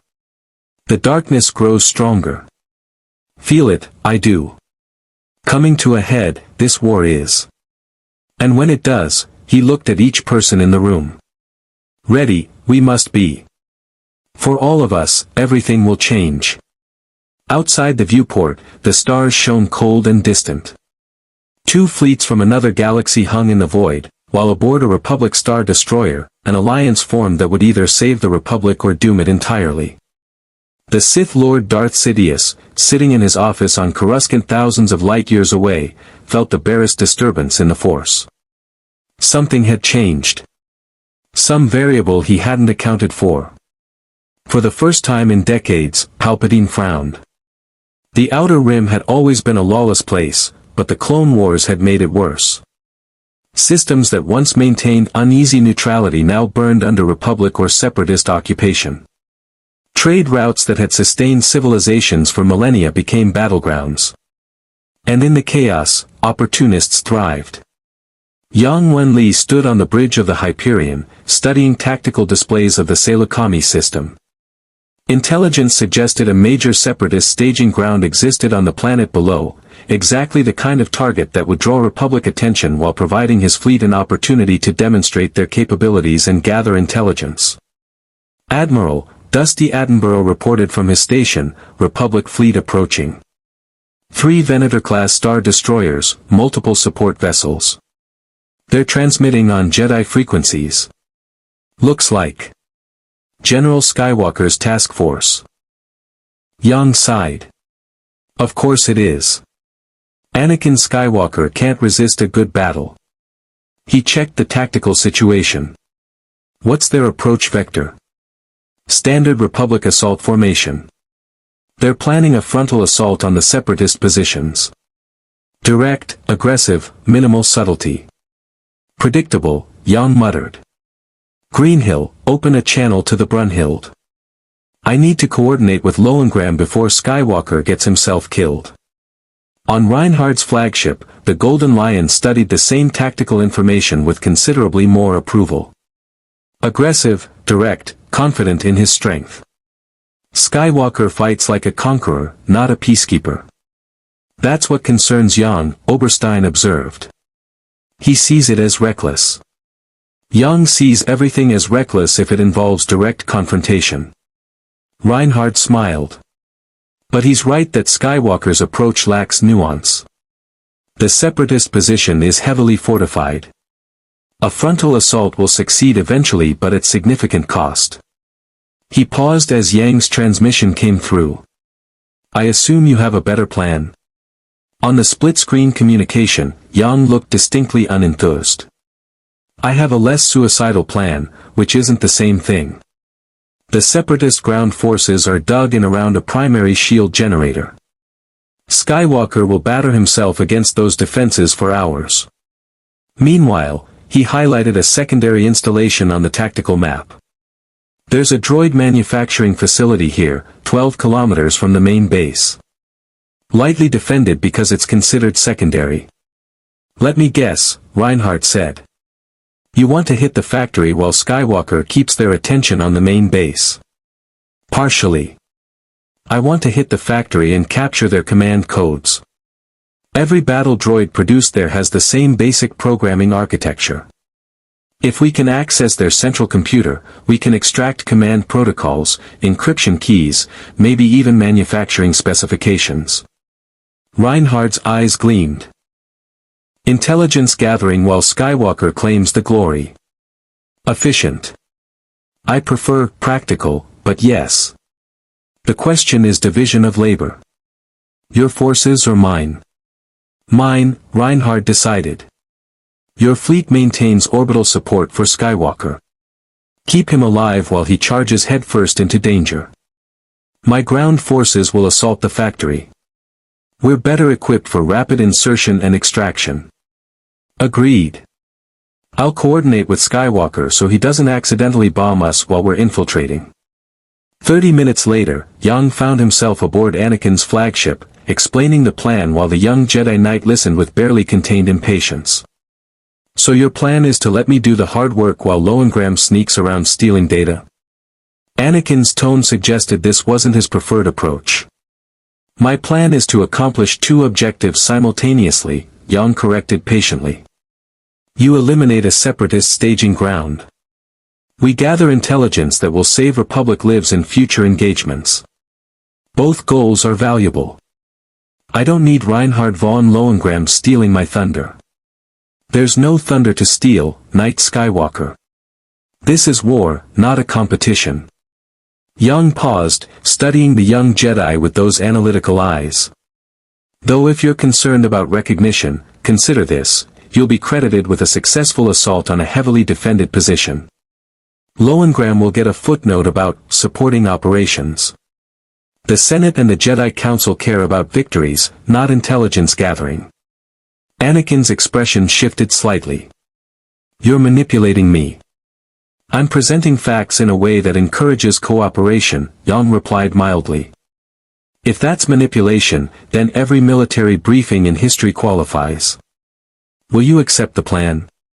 Anakin studied Yang for a long moment, and the admiral had the uncomfortable sensation of being analyzed by powers he couldn't understand. Finally, the Jedi nodded. Fine. But if Lohengramm gets captured, I'm not mounting a rescue operation. Noted. Though I suspect Lohengramm would consider rescue operations beneath his dignity anyway. 2 hours later, the Battle of Salakami began in earnest. Anakin led his clone forces in a textbook assault, except textbook assaults modified by force-enhanced reflexes and aggressive tactics that would give more cautious commanders nightmares. Clone LAAT gunships descended through heavy anti-aircraft fire, taking losses but maintaining formation. ATES marched across the battlefield, their mass driver cannons hammering Separatist positions. And at the front, Anakin Skywalker carved through battle droids with his lightsaber blazing, deflecting blaster bolts with casual precision. Above, Yang's fleet provided orbital support with surgical precision. Where Separatist reinforcements attempted to deploy, Alliance warships struck with pinpoint fire. Where Anakin's forces encountered unexpected resistance, bombardment from orbit cleared the path. It was supporting fire elevated to an art form, devastating when needed, absent when it might endanger friendly forces. Your admiral is good, Captain Rex commented to Commander Cody as they advanced behind Anakin. That orbital strike took out 3 AATs without even scratching our walkers. Both admirals are good, Cody replied. That's what worries me. Men that competent always have their own agendas. On the opposite side of the battlefield, Reinhard's insertion went perfectly. Imperial dropships, sleeker and faster than Republic gunships, descended on the droid factory with 12 squads of elite soldiers. These weren't clones bred for combat, these were professional soldiers who had fought across their entire galaxy, veterans of 100 battles. Reinhard led from the front because that's what he'd always done. His golden hair was covered by a combat helmet, his aristocratic uniform replaced by tactical armor, but his presence remained unmistakable. Officers who had followed him through impossible victories followed him now into an alien war. Perimeter secure, Lieutenant Commander Bittenfeld reported. The red-haired officer was grinning despite, or perhaps because of, the danger. Droids are mobilizing from the interior. Permission to engage. Granted, Reinhard said. But keep them contained. We need prisoners and intact systems, not rubble. The battle inside the factory was brutal and efficient. Imperial troops fought with coordinated precision that the battle droids, designed for numerical superiority, not tactical flexibility, couldn't match. Where droids followed programmed responses, humans adapted. Where droids relied on overlapping fire, humans used cover and maneuvering. The factory's interior became a killing ground. But Reinhard wasn't there just to destroy droids. While his soldiers fought, he and Oberstein penetrated to the facility's central computer core. The security was formidable by separatist standards, biometric locks, encrypted access, automated defenses. By Imperial standards, it was barely adequate. Oberstein, how long? Reinhard asked, standing guard while his chief of staff interfaced with the alien computer system. The architecture is crude but extensive, Oberstein replied, his artificial eyes interfacing directly with the computer. Downloading command protocols now. Admiral, you should see this. Reinhard glanced at the display Oberstein had activated. Data streamed across the screen, production schedules, droid deployment records, communication logs. And embedded in those logs. They're transmitting to Coruscant, Reinhard said slowly. Encrypted channels, routed through a dozen relay stations, but the endpoint is Coruscant. Specifically to the Senate District, Oberstein confirmed. Not Separatist Council communications. Not military channels. Someone in the Republic government is receiving data from this facility. Proof, Reinhard breathed. Not conclusive, but substantive. Download everything. We'll analyze it later. Outside, the battle reached its crescendo. Anakin's forces breached the main shield generator, and the installation's defenses collapsed like a house of cards. Separatist forces began retreating, attempting to evacuate what they could. Many didn't make it, Yang's orbital blockade ensured that. Aboard the Hyperion, Yang watched the tactical display with tired satisfaction. A successful operation, minimal casualties, objectives achieved. But his mind was already moving ahead, analyzing implications. Admiral, Frederica approached quietly. We're detecting unusual communication traffic. Separatist channels, heavily encrypted, transmitting continuously during the battle. Battle reports. No, sir. Wrong frequency, wrong format. It looks like telemetry data.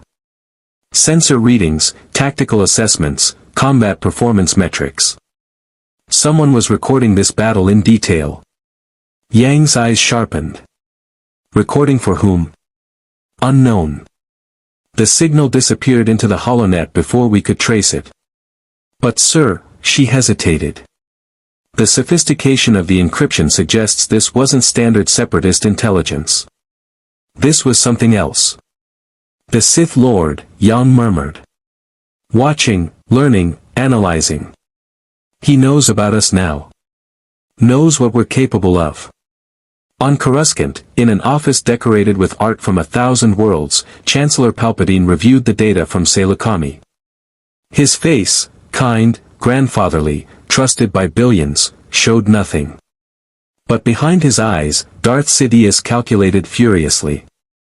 The unknown fleets had performed exactly as the initial report suggested. Devastating tactical coordination, advanced technology, command competence that exceeded even the best Republic generals. They'd integrated with Skywalker's assault seamlessly while simultaneously conducting independent operations. But it was their approach that troubled Sidious. These admirals, Reinhard and Yang, didn't fight like Republic generals. They fought like they were analyzing everything, learning, gathering intelligence. They fought like they suspected manipulation. Dangerous. Lord Tyrannus, Sidious said into his comlink, using a secure Sith frequency.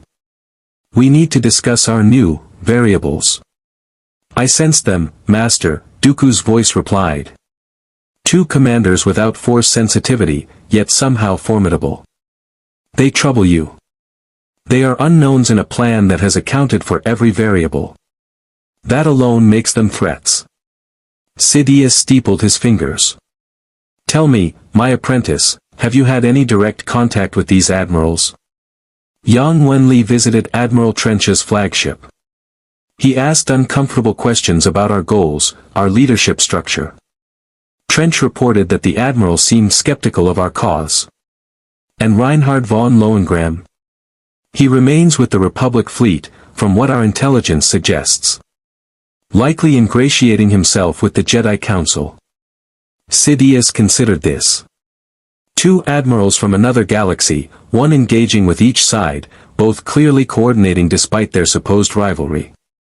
It suggested investigation, not alliance. They were gathering information, testing both factions. They suspected. Lord Tyrannus, I want you to arrange a meeting with these admirals. Not through intermediaries, directly. They're searching for answers about who manipulates this war. Give them answers. Carefully curated answers that point them in useful directions. You would reveal yourself. I would reveal you, Sidious corrected. They already know you exist. Let them believe you are the source of all manipulation. Feed their suspicions. If they focus on destroying the separatist leadership, they do my work for me. A dangerous game, Master. All games of power are dangerous. That's what makes them worthwhile. Sidious smiled. Besides, if they become too troublesome, we can always eliminate them. 2 more casualties in a war that has claimed billions. No one will notice. Back at Seleucami, the Republic, Imperial, and Alliance forces regrouped.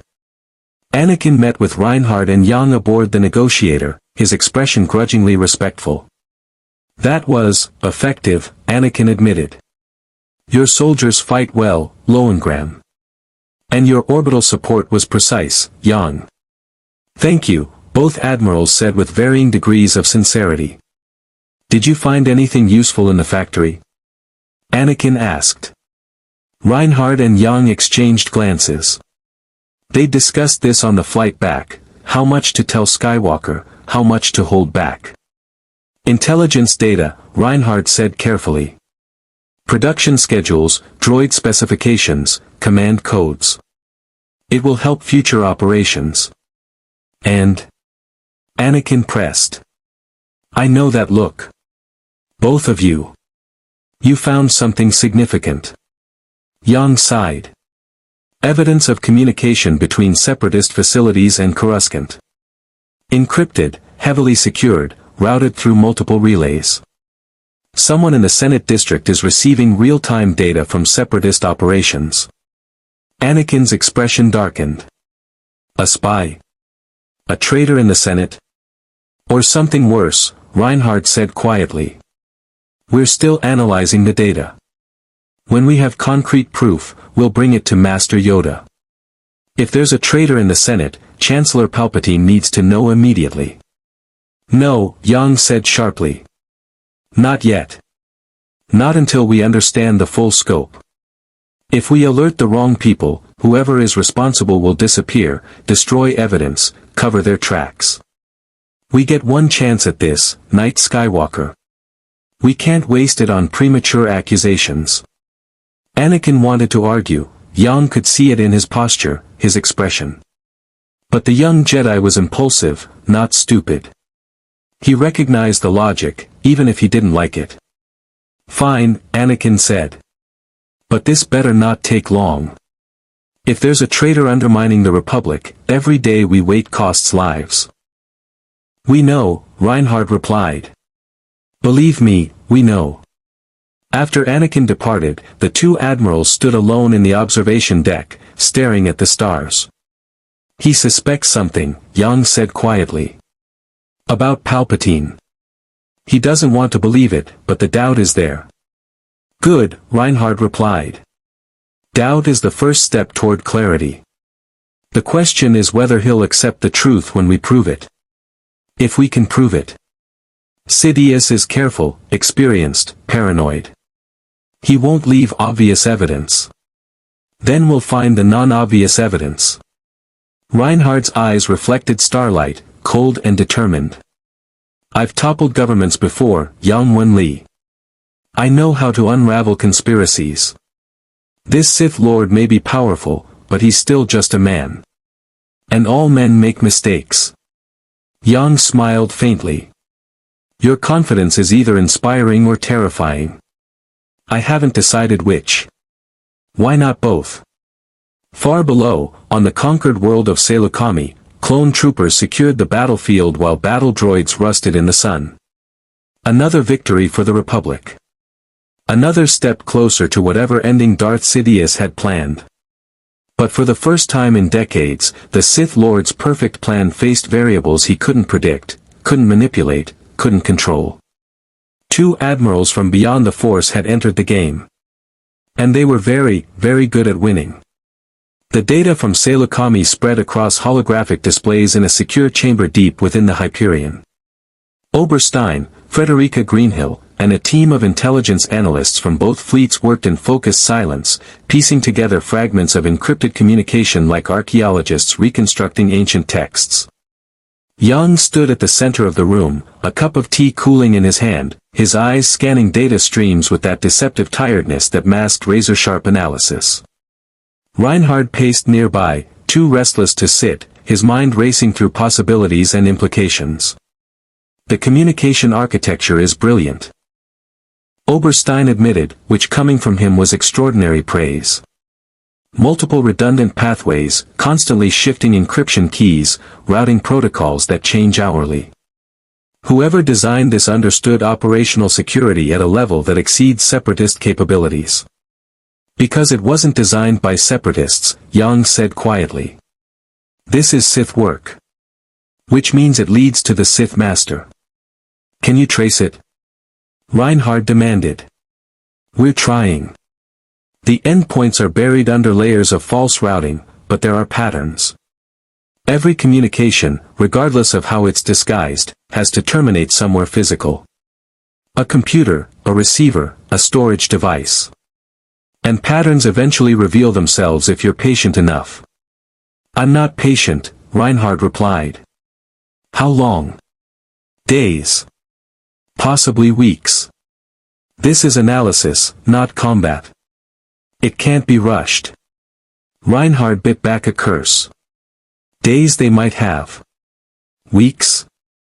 The war wouldn't wait, and neither would Darth Sidious once he realized they were closing in. A chime interrupted them. Frederica looked up from her console. Admiral Yang, we're receiving a priority transmission. It's Count Dooku. He's requesting a meeting with both you and Admiral Lohengramm. Alone. The room fell silent. Yang and Reinhard exchanged glances. A trap, Reinhard said immediately. Obviously, Yang agreed. The question is whether it's a trap worth walking into. You're considering it? Dooku is the Sith apprentice. He has information we need. If he's willing to talk, for whatever reason, we should listen. Yang set down his tea. Besides, he wouldn't request a meeting just to kill us. He'd send assassins, not an invitation. Unless the invitation is how he lures us into position for the assassins. Possible. But unlikely. Sith are arrogant, Reinhard. They pride themselves on direct confrontation, on proving their superiority face to face. If Dooku wants to meet, he genuinely wants to talk. Reinhard considered this, running through scenarios and counter-scenarios. Finally, he nodded. We go. But we bring overwhelming force and an escape plan. And we tell Master Yoda where we'll be. Agreed. Greenhill, inform Count Dooku we'll meet him. Neutral location, our choice. And make sure both fleets are ready for immediate extraction if this goes badly. 3 days later, Yang and Reinhard stood in an abandoned mining station orbiting a dead world in neutral space. The station had been evacuated years ago, its resources depleted, its corridors now empty and echoing. Perfect for a clandestine meeting where all parties wanted deniability. Reinhard wore his full Imperial uniform, golden and immaculate, a statement of power and authority. Yang wore his usual rumpled Alliance attire, looking like he'd rather be anywhere else. Both were armed, Reinhard with an energy pistol, Yang with a blaster he probably didn't know how to use properly, and both knew the weapons were largely symbolic. If Dooku wanted them dead, small arms wouldn't save them. The Sith Lord arrived precisely on time, his curved lightsaber hilt visible at his belt, his aristocratic bearing making even the decrepit mining station seem elegant. Count Dooku was tall, distinguished, his white beard immaculate, his eyes sharp with intelligence and power. Behind him walked no entourage, no guards, no droids. Just Dooku himself, confident in his strength. Fleet Admiral Reinhard von Lohengramm, Dooku said, his cultured voice carrying across the chamber. And Fleet Admiral Yang Wen-li. Two legends from another galaxy. How fascinating that our paths should cross. Count Dooku, Reinhard replied coolly. Or should I say Darth Tyrannus? I'm told you have multiple names. Dooku smiled slightly. Names are tools, Admiral. I use whichever serves my purpose. You may call me Dooku. His eyes shifted to Yang. You're quieter than I expected, Admiral Yang. The report suggested you were quite talkative aboard Admiral Trench's vessel. I had questions then, Yang replied. Now I'm waiting to hear why you requested this meeting. I assume it's not social. Perceptive. No, this is not social. Dooku moved to a viewport, looking out at the stars. I asked you here because you're investigating something. Searching for the source of this war's manipulation. Trying to identify the Sith Master who controls both Republic and Confederacy like pieces on a Daeshuric board. The admission hung in the air like a bomb. Neither admiral reacted visibly, but both minds raced. Why tell us this? Reinhard asked carefully. Because I want you to find him, Dooku said simply, turning to face them. I want you to expose him, destroy him, remove him from power. And I'm offering to help. Yang's analytical mind worked through this at light speed. A Sith apprentice offering to betray his master.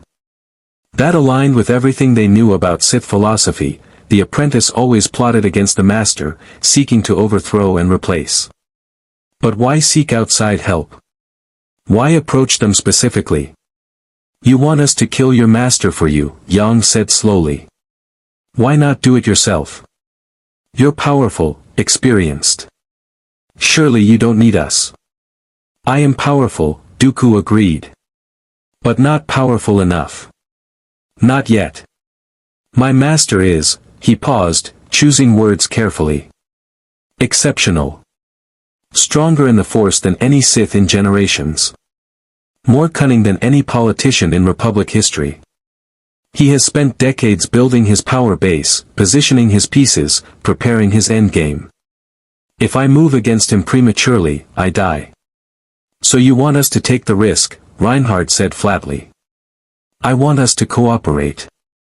You need information about who controls this war. I need my master removed. Our goals align. Dooku spread his hands. I'm offering you everything, his identity, his location, his plans. Everything you need to destroy him. In exchange for... Yang pressed. Nothing you wouldn't already do. Expose him. Prove his treachery to the Republic. Force the Jedi to confront him. When the truth comes out, the galaxy will tear him apart. You get your proof. I get my freedom from his control. It was a compelling offer. Too compelling. Yang's instinct screamed warning.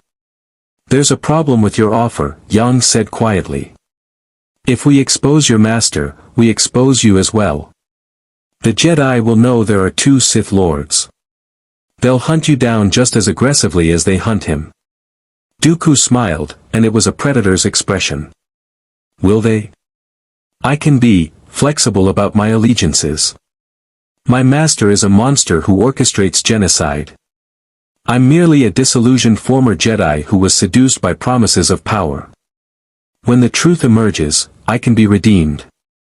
Or I can disappear into the unknown regions, beyond the Republic's reach. Either way, I survive. You've thought this through, Reinhard observed. I've had years to think it through. My master believes me loyal, but I'm Sith, Admiral Lohengramm. Loyalty is a temporary condition at best. Dooku pulled out a small data chip from his robes. This contains preliminary information. Communications logs, financial transfers, political maneuverings. Enough to confirm your suspicions and point you in the right direction. The rest, the conclusive proof you need, I'll provide once you've demonstrated you can actually threaten him. Yang stared at the data chip. Everything they needed, potentially. Proof of the conspiracy. Evidence that could expose the Sith Lord and end the manipulation. All from a source they absolutely couldn't trust.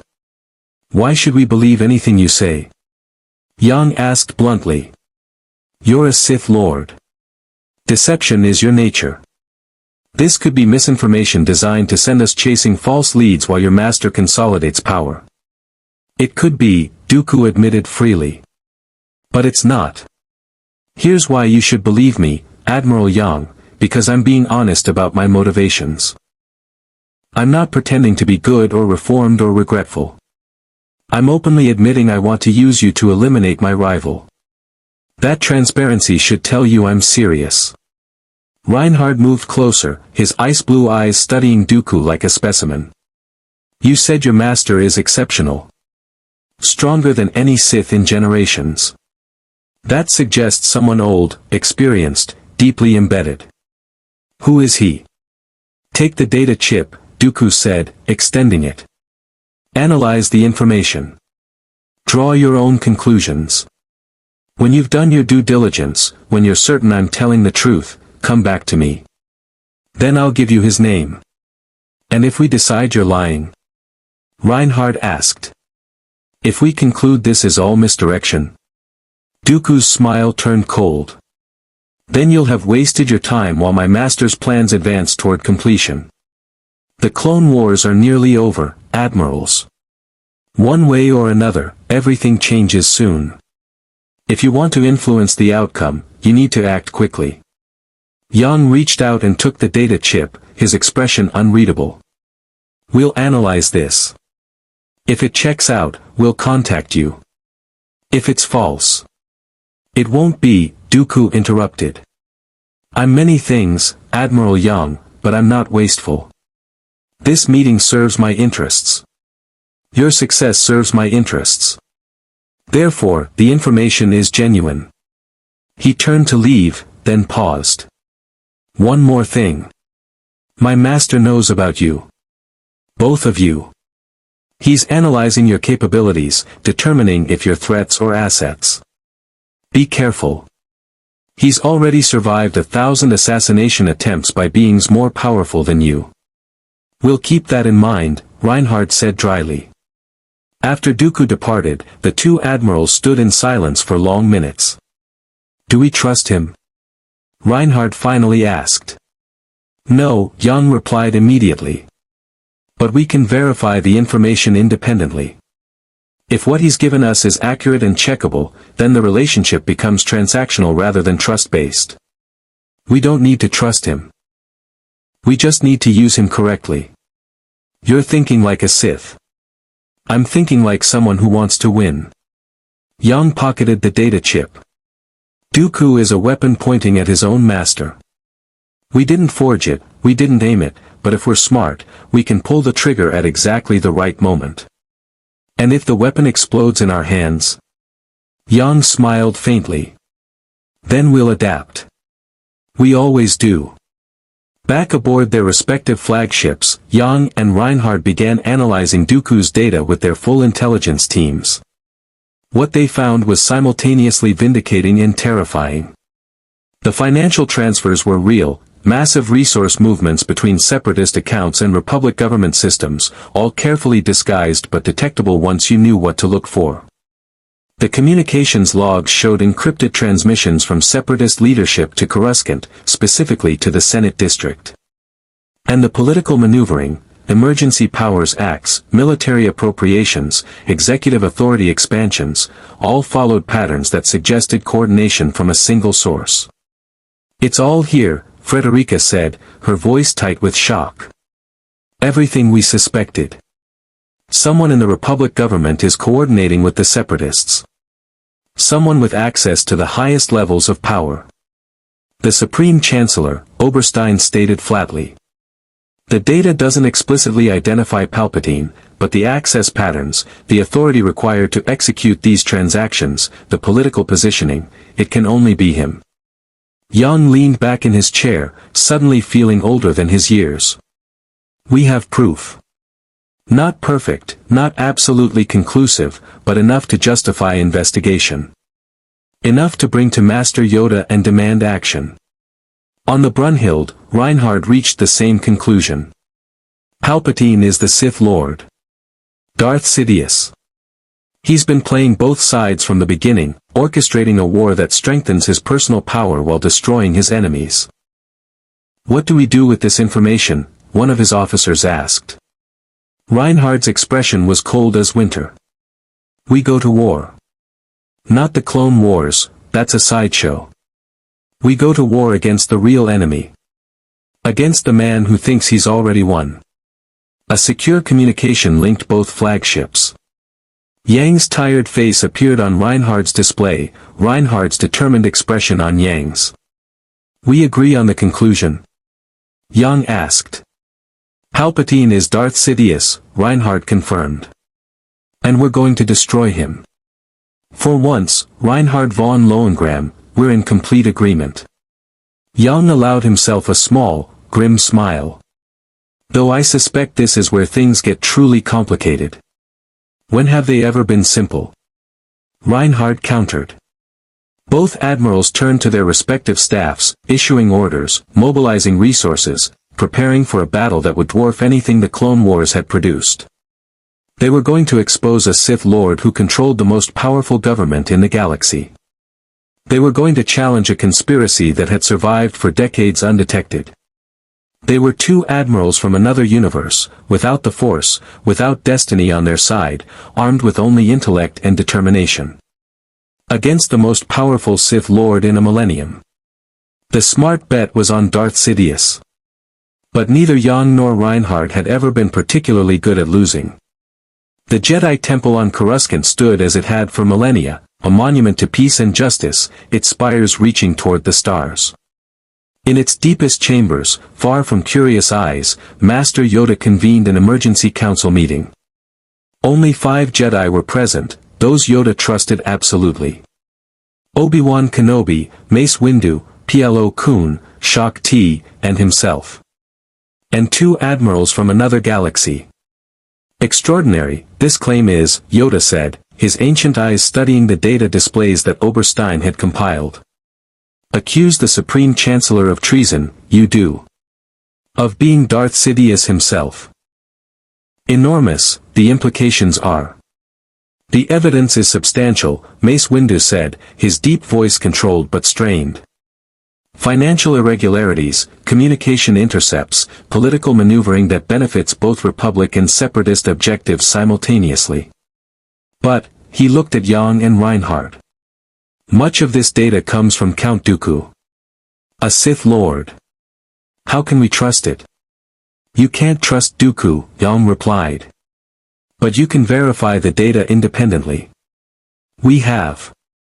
Every financial transfer can be traced through Republic banking systems. Every communication log has timestamps and routing information that matches known Separatist transmissions. Dooku gave us the roadmap, but the destinations are real. And his motive? Plo Koon asked, his voice filtered through his breathing mask. Why would Dooku betray his master? Because Sith apprentices always betray their masters, Reinhard said flatly. It's their way. Dooku sees an opportunity to eliminate his competition using us as weapons. His motivations are irrelevant, what matters is whether his information is accurate. Obi-Wan spoke up, his voice heavy. I've known Chancellor Palpatine for years. He's been a friend to the Jedi Order, a supporter of democracy, a voice of reason in the Senate. The idea that he's secretly orchestrating this entire war, he trailed off, struggling with the cognitive dissonance. Makes perfect sense if you examine it objectively, Yang said, not unkindly. Think about it, Master Kenobi. Every crisis has elevated Palpatine's power. Every emergency has granted him more authority. The Separatists attack, but never decisively enough to win. The Republic wins battles, but never decisively enough to end the war. Both sides bleed, both sides suffer, but the conflict continues indefinitely. Who benefits? Only the person controlling both sides. The political pattern is undeniable, Shak Ti added quietly. I've watched the Senate sessions. Every vote, every debate, somehow Palpatine emerges with more power. At first, I attributed it to his political skill. But if this is true, she looked at Yoda. Master, what do we do? Yoda was silent for a long moment, his eyes closed, reaching out through the Force. The future was clouded, as it had been for years, but now he understood why. The dark side surrounded the Chancellor like a shroud, hiding him from Jedi sight. How had he missed it? How had they all missed it? Confront him, we must, Yoda finally said. But carefully. Powerful, Palpatine is. Dangerous. And embedded in the government too deeply. Move against him without absolute proof, we cannot. Destroy the Republic, that would. Civil war within Coruscant itself. Then we need more evidence, Mace Windu said. Something undeniable. Something that can't be dismissed as conspiracy theory or separatist propaganda. We need a confession, Reinhard stated. Or we need to catch him using the Force. Proof that he's Sith that even the Senate can't ignore. How? Obi-Wan demanded. Palpatine is surrounded by security, protected by clone guards loyal to him personally. We can't just walk into his office and demand he demonstrate Force powers. No, Yang agreed. But we can create a situation where he's forced to reveal himself. Where his control over events fails and he must act directly to maintain his plans. All eyes turned to Yang. The Admiral looked even more tired than usual, but his mind was clearly racing through scenarios. Palpatine's power rests on his control of both sides, Yang explained. He manipulates the Republic through his political position. He manipulates the Separatists through Dooku. His endgame, whatever it is, requires both pieces to move in coordination. So we disrupt that coordination. We remove one of his key pieces from the board. Which piece? Plo Koon asked. Count Dooku, Reinhard said, understanding immediately where Yang was going. We eliminate Dooku publicly, in a way that forces Palpatine to react. Without his separatist puppet, Palpatine loses control of half the war. And if he's truly Sidious, Yang continued, he'll be forced to act directly. To contact other separatist leaders, to try to salvage his conspiracy, to do something that reveals his involvement. That's when we catch him. Mace Windu's expression was troubled. You're proposing we assassinate Count Dooku to provoke the Chancellor into exposing himself? That's morally complex. Dooku is a Sith Lord responsible for millions of deaths, Reinhard countered. His elimination serves justice regardless of ulterior motives. The fact that it also serves our investigation is merely efficient. Assassination is not the Jedi way, Obi-Wan said firmly. Then call it a military operation, Yang suggested. Dooku is the separatist head of state and military commander. Eliminating him is a legitimate strategic objective. We're simply choosing the timing for maximum intelligence value. Yoda's ears drooped slightly. Dark, this path is. Use Dooku's death as a tool, you suggest. Manipulate Palpatine into revealing himself. The line between justice and revenge, between strategy and murder, thin it becomes. Master Yoda, Yang said quietly, I understand your concerns. In my galaxy, I spent years fighting a war I knew was manufactured, knowing that both sides were being manipulated, watching people die for lies. I couldn't stop it because I lacked proof, lacked authority, lacked the will to cross moral lines when it mattered. And because I hesitated, millions more died. He met Yoda's ancient gaze. I'm not asking you to become something you're not. But I am asking you to recognize that your enemy doesn't share your scruples. Palpatine has killed billions to achieve his goals. Dooku has slaughtered millions. Using their own methods against them isn't wrong, it's necessary. The room fell silent. Even Mace Windu, known for his pragmatism, looked uncomfortable. Finally, Yoda spoke. Right, you may be, Admiral Yang. Or wrong. But time to debate philosophy, we do not have. Act we must, before Palpatine's plans reach completion. He looked at each Jedi in turn. If eliminate Dooku we must to expose Sidious, then do so we shall. But do it cleanly, we will. With honor. Not as assassins in the night, but as warriors in battle. How do we get Dooku to engage? Shaak Ti asked. He's cautious, experienced. He won't walk into an obvious trap. He will if we offer him something he wants, Reinhard said.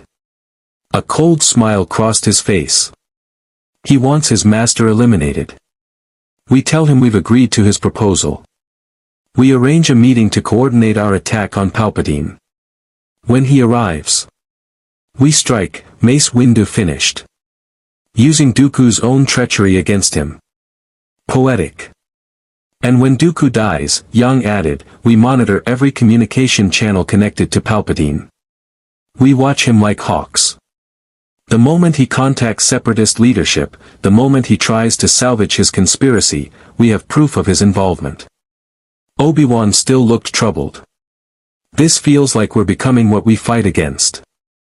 Lying, manipulating, using people as tools. We're becoming effective, Reinhard corrected. There's a difference. Your Jedi Order has fought with honor for 3 years. How many Jedi have died? How many clones? How many civilians? Honor is admirable, Master Kenobi, but it's a luxury you can't afford when your enemy has none.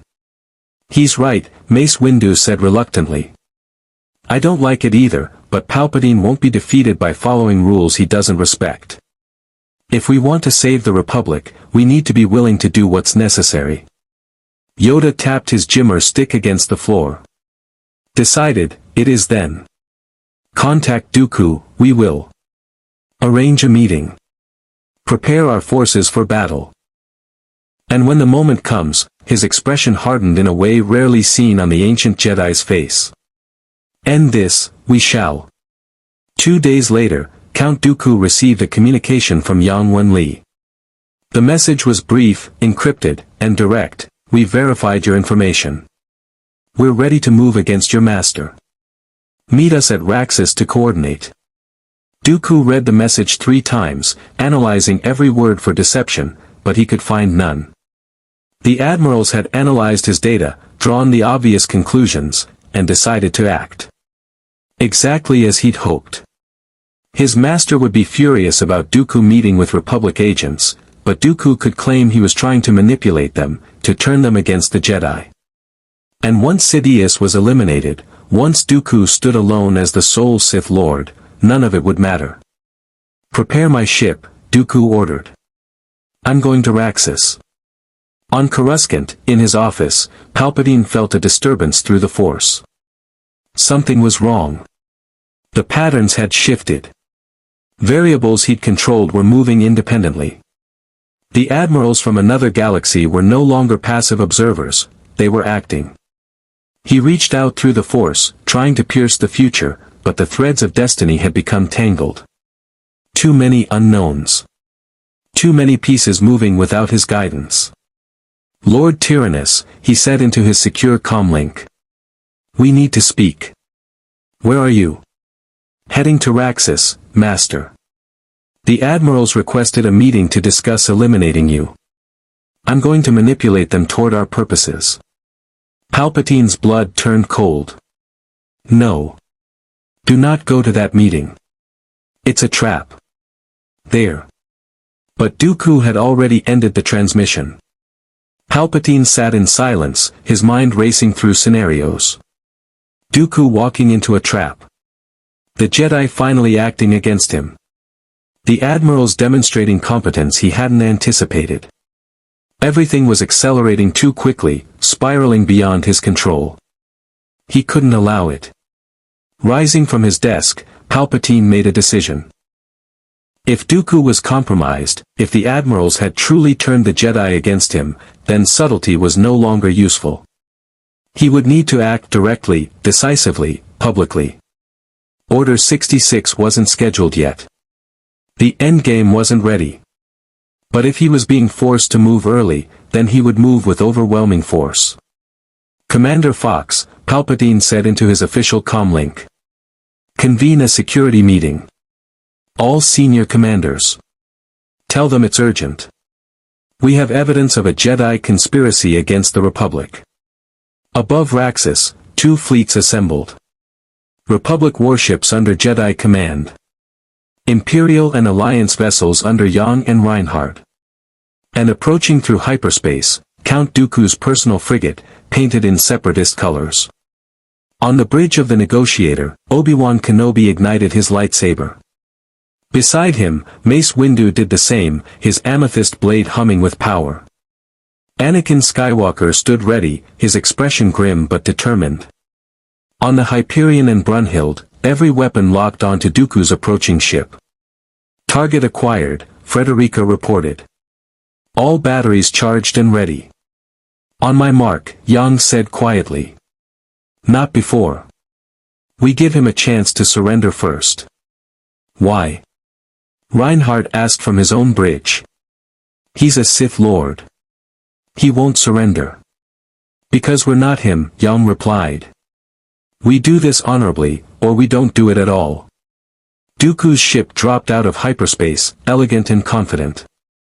The Sith Lord stood in his command center, reaching out through the Force, sensing the assembled fleet. So many ships. So many warriors. All waiting for him. He smiled. "Admiral Yang, Admiral Lohengramm," Dooku's voice transmitted across all frequencies. "I see you've brought friends." "How, unnecessary." "Count Dooku," Yoda's voice replied, transmitted from the Jedi cruiser. "Surrender yourself to Republic justice, you will. Face trial for your crimes, you must." Dooku's smile widened. "Ah. I see. You used me to lure me into position. Clever. But also predictable." He reached out through the Force, touching the dark side, letting power flow through him. "You think your numbers matter? You think I'm afraid?" "You should be," Mace Windu said coldly. "This ends today, Dooku. One way or another." For a long moment, silence. Then Dooku laughed, a sound without humor, filled with dark anticipation. Yes, he said. It does end today. Just not the way you imagine. His ship's engines flared. Not retreating, attacking. Dooku was charging directly toward the assembled fleet, lightsaber ignited, power radiating from him like a star. All ships, Yang ordered. Fire. The space above Raxus erupted in light and thunder. The Battle of Raxus lasted 7 minutes. Count Dooku was a master of the Force, a Sith Lord who had trained under Yoda himself, a warrior who had killed dozens of Jedi and commanded armies. He was powerful, experienced, and absolutely lethal. He was also alone, in a single frigate, facing 3 full battle fleets and multiple Jedi Masters. The outcome was never in doubt. Dooku's ship wove through the opening barrage with force-enhanced reflexes, his precognition allowing him to anticipate targeting solutions before weapons fired. His vessel's shields flared under concentrated fire from Yang's fleet, but held, barely. He returned fire with his ship's batteries, and 2 Alliance fighters disintegrated under precise turbolaser strikes. He's good, Dusty Attenborough admitted from his tactical station aboard the Hyperion. I'll give him that. But he can't dodge forever. He's not trying to dodge, Yang said quietly, watching Dooku's approach vector. He's trying to close distance. Get to boarding range. Of one of our capital ships. Frederica sounded incredulous. That's suicidal. For anyone else, yes. For a Sith Lord who can deflect blaster fire and move faster than human perception. It's his only tactical option. Yang's expression hardened. All point defense batteries, focus fire on his engines. I want him disabled, not vaporized. We still need him for interrogation. But Reinhard had different ideas. All forward batteries, maximum power, Reinhard commanded from the Brunhild. Target his bridge. I want that ship reduced to atoms. Admiral, Oberstein said carefully, Admiral Yang requested we disable. Yang wants prisoners. I want certainty. Reinhard's ice-blue eyes tracked Dooku's ship like a predator. Dooku alive is dangerous. Dooku alive can escape, can manipulate, can corrupt. Dooku dead is just dead. The Brunhild's main batteries unleashed devastation.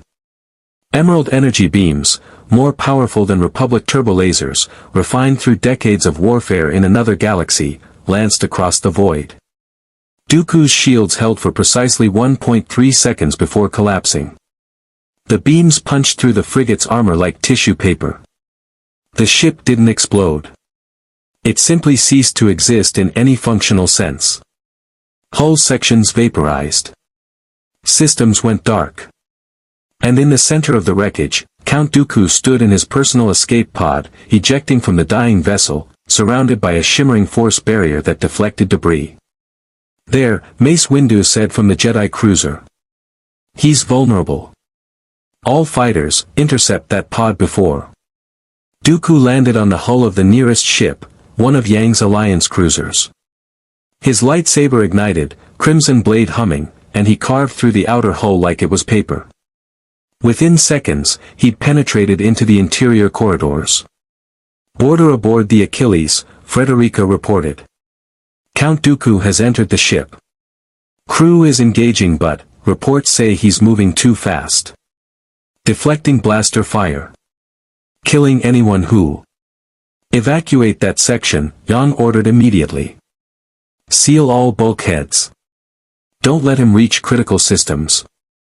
I'm going, Anakin Skywalker said, already moving toward the hangar bay. Obi-Wan, Master Windu, with me. We can take him together. Anakin, wait, Obi-Wan started, but Anakin was already gone, sprinting with force-enhanced speed. On the Achilles, chaos reigned. Alliance soldiers, trained to fight other humans with conventional weapons, found themselves facing something from their nightmares. Dooku moved through corridors like death incarnate, his lightsaber a blur of crimson light, deflecting blaster bolts back at their shooters with casual precision. The Force allowed him to sense attacks before they came, to move faster than human reflexes could track. Fall back, a squad leader shouted. Everyone fall back too. Dooku gestured with his free hand. The soldiers lifted off their feet, slammed against the walls with bone-breaking force, and crumpled. Not dead, Dooku needed hostages if this went poorly, but incapacitated. He reached out through the force, sensing the ship's layout, searching for the bridge. If he could capture the command crew, he could use them as leverage. Force a ceasefire. Negotiate from a position of strength. Then he felt it, 3 presences in the force, burning bright, moving toward him with purpose. Jedi. Dooku smiled. Finally, worthy opponents. The corridor intersection became a battlefield. Anakin arrived first, blue lightsaber blazing, attacking with aggressive Form V strikes that would have overwhelmed lesser opponents. Dooku parried effortlessly, his curved hilt designed for elegant dueling, his centuries of experience evident in every movement. Skywalker, Dooku said conversationally, even as their blades clashed with crackling energy. The chosen one. You're better than when we last fought, but still. Obi-Wan arrived from the opposite corridor, forcing Dooku to split his attention. Blue blades from 2 directions, high-low attacks coordinated through years of partnership. Dooku gave ground, but only tactically, his defense absolute. Then Mace Windu joined the battle, and everything changed. Windu was a master of Form 7, Vapad, the most aggressive and dangerous lightsaber form, one that channeled darkness itself as a weapon. His amethyst blade moved in patterns that seemed to bend reality, striking from impossible angles. Dooku found himself genuinely pressed for the first time in years. 3 Jedi Masters, Dooku said, breathing harder now. I'm honored. But still insufficient. He unleashed Force lightning, blue-white energy crackling from his fingertips. Anakin and Obi-Wan caught it on their lightsabers, grounding the deadly current, but it forced them back. Windu pressed forward through the lightning, his blade absorbing and redirecting the dark side energy, getting closer. A concussion grenade detonated at Dooku's feet. Not from the Jedi. From Alliance soldiers who had circled back, using the Jedi's assault as distraction.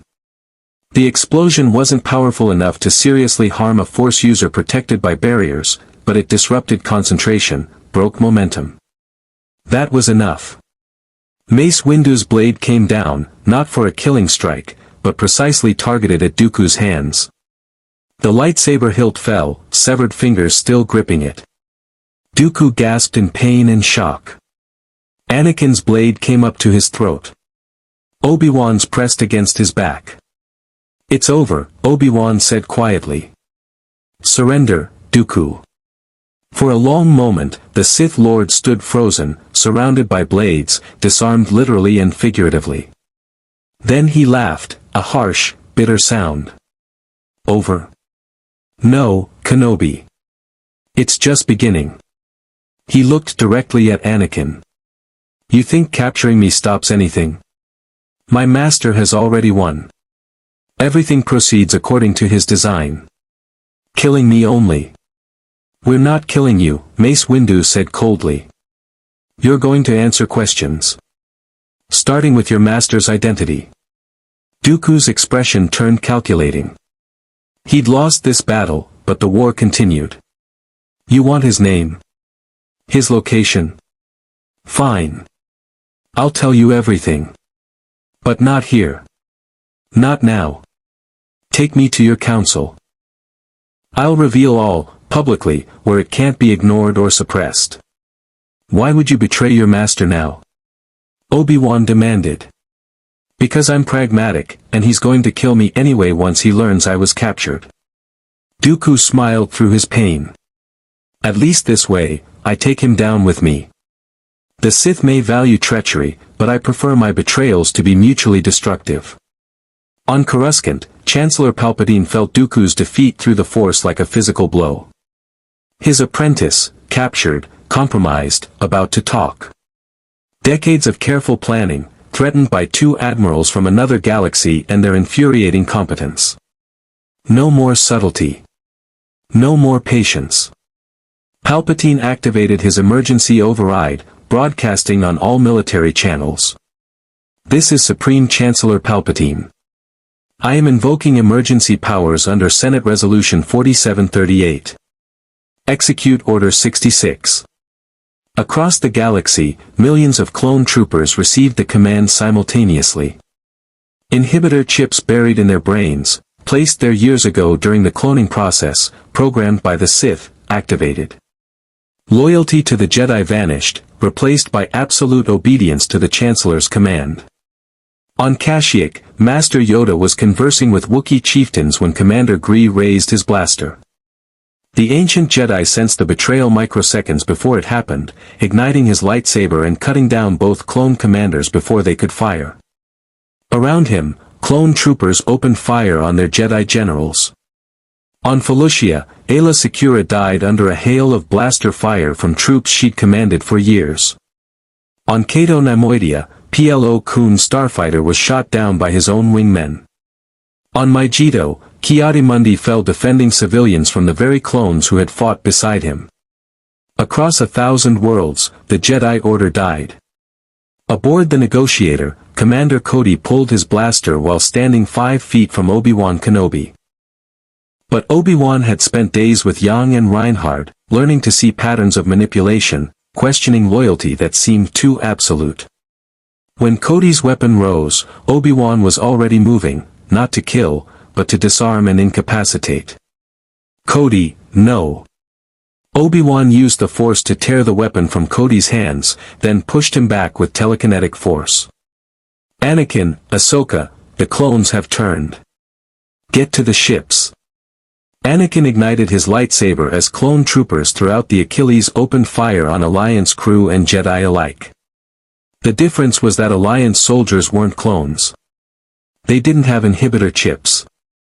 They didn't follow orders without question. When clone troopers turned their weapons on their allies, Alliance soldiers shot back without hesitation. What's happening? Frederica demanded from the Hyperion's bridge. We're receiving reports of clone forces firing on Jedi across the fleet. Yang's face went pale. Palpatine. He's activated his endgame. It was never about winning the war, it was about positioning clones beside every Jedi in the galaxy so he could kill them all simultaneously. He grabbed his comlink. All ships, weapons free on clone vessels. Protect the Jedi at all costs. Reinhard reached the same conclusion instantly. The clone army was always the weapon. 3 years positioning millions of loyal soldiers beside Jedi targets. Then one command, one activation, genocide. He turned to his crew. Destroy every clone vessel that fires on Republic ships not under clone control. No mercy. The space above Raxus transformed from coordinated fleet action into chaotic civil war. Clone vessels turned on Jedi-commanded ships. Alliance and Imperial fleets opened fire on clones. Starfighters dogfought other starfighters. And through it all, the Jedi died. But not all of them. Obi-Wan escaped in a commandeered shuttle with Anakin and Ahsoka, barely ahead of clone pursuers. Mace Windu fought his way through betraying troopers to reach a hangar. Master Yoda, the most powerful Jedi alive, cut through dozens of clones before escaping Kashyyyk. And they were all converging on the same destination, Coruscant. Where Palpatine waited. Aboard the Hyperion, Yang stared at the tactical displays showing Jedi distress signals winking out across the galaxy like dying stars. Hundreds dead. Maybe thousands. All in minutes. This is what we tried to prevent, he said quietly, voice hollow with horror. We knew he was planning something, but we didn't move fast enough. We saved some, Frederica said, trying to find hope. Kenobi, Skywalker, Windu, Yoda, they're alive because we warned them, because they were ready. Some isn't enough. On the Brunhild, Reinhard watched the same carnage with cold fury. Palpatine just committed genocide against the Republic's greatest defenders. He's shown his hand. Now we show him ours. He turned to his fleet. Set course for Coruscant. Maximum speed. We're ending this. In the brig of the Achilles, Count Dooku sat in a cell designed to hold Force users, watching the chaos unfold on a monitor. He'd expected his master to act decisively once captured, but this was beyond even his cynical expectations. Magnificent, Dooku whispered. And terrible. He's won, hasn't he? Eliminated the Jedi in one stroke. The Republic will fall within days. And he looked at his severed hands, back-to-treated but useless. I'm just another loose end to be tied off. A door opened. Young Wen-li entered, looking exhausted and furious in equal measure. Count Dooku, Yang said quietly. Your master just killed most of the Jedi Order. Thousands of warriors who served the Republic faithfully, murdered by troops they trusted. Children in the temple. Masters in the field. All dead because of Palpatine's plan. He sat across from Dooku. You're going to tell me everything. Not because you're noble or good, but because you're Sith, and the Sith hate being outmaneuvered almost as much as they hate losing. Dooku stared at Yang for a long moment, then laughed bitterly. You understand us better than most Jedi ever did, Admiral. Yes. I'll tell you everything. Palpatine's identity, his powers, his plans, his vulnerabilities. Everything. His eyes gleamed with spite. Because if I'm going to die, I'm taking that smug, manipulative bastard with me. Good, Yang said. Then let's begin. Above Coruscant, Palpatine stood in his office, feeling the dark side surge with triumph. The Jedi were broken. The Republic was his. And soon, very soon, he would declare himself Emperor. But on the edge of his perception, he felt something that made him pause. Two fleets, approaching through hyperspace. Two admirals who didn't fear the Force, didn't respect his power, didn't believe in destiny. For the first time in 40 years, Darth Sidious felt genuine uncertainty. The Clone Wars were ending. But a different war, one he hadn't planned for, was just beginning. The galaxy would never be the same. Order 66 had decimated the Jedi Order, turning the Republic's greatest defenders into hunted fugitives overnight. Palpatine declared himself Emperor before a terrified Senate, supported by clone legions and the promise of security in chaotic times. The transition from democracy to dictatorship took hours, not years. Democracy died to thunderous applause, just as Oberstein had predicted. But Palpatine's perfect plan had one fatal flaw: two admirals from beyond the Force who refused to accept predetermined outcomes. When Reinhard von Lohengramm and Yang Wen-li arrived at Coruscant with their combined fleets, they brought something the new empire hadn't anticipated: proof. Dooku's testimony, recorded and broadcast across the holonet before Palpatine could suppress it. Financial records showing coordination between Republic and Separatist leadership. Communication logs demonstrating Palpatine's dual identity as Darth Sidious. The evidence couldn't be ignored or dismissed. Too many senators had seen it. Too many clone commanders questioned their orders once they understood they'd been used as assassins. The inhibitor chips, once revealed, became the smoking gun that even Palpatine's propaganda couldn't spin. The Emperor was forced to respond, and in responding, revealed his Force powers before billions of witnesses. The kindly Chancellor transformed into Darth Sidious in a heartbeat, lightning crackling from his fingertips, dark side power radiating like corruption made manifest. The Senate chamber became a battlefield. Mace Windu dueled Sidious while Yoda provided support. Anakin Skywalker, pulled back from the dark side precipice by understanding the full scope of Palpatine's manipulation, fought beside his former mentors. And Obi-Wan coordinated the evacuation of senators who finally understood the monster they'd empowered. But it was Yang and Reinhard who provided the decisive edge. Not with Force powers or lightsabers, but with strategic brilliance. They'd positioned their fleets to broadcast everything, ensuring the galaxy watched Palpatine's fall in real time. They'd coordinated with clone commanders whose inhibitor chips had been neutralized, turning the Empire's own troops against it. They'd transformed a battle into a trial, and a trial into an execution. Darth Sidious fell not to a single hero, but to exposure. When the galaxy knew what he was, when the clone army fractured, when the Senate turned against him, his power evaporated. In the end, the Sith Lord who had orchestrated genocide died as he'd lived, surrounded by the ruins of his own manipulation. The Empire died the day it was born. What came after was messy, complicated, uncertain, everything wars always are.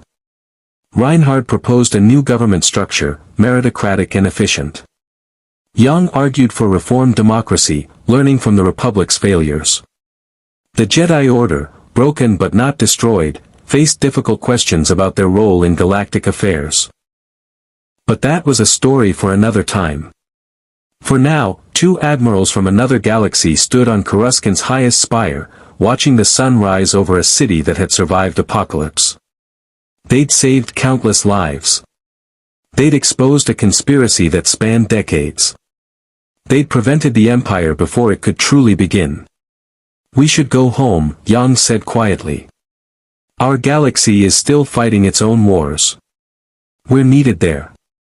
"Assuming we can find a way back," Reinhard replied. "Dimensional travel isn't exactly reliable." "True. But if we're stuck here," Yang smiled faintly. "At least we made a difference." Reinhard von Lohengramm and young Wen-li had entered a galaxy bound by destiny, where the Force guided all living things toward predetermined outcomes. They'd brought with them something this galaxy had forgotten: the power of human choice, strategic brilliance, and refusal to accept fate. The Force had guided the Clone Wars toward a dark ending. Two admirals from beyond the Force had rewritten that ending entirely. And in a galaxy where destiny itself could be challenged, anything became possible. May the Force be with you. More stories await.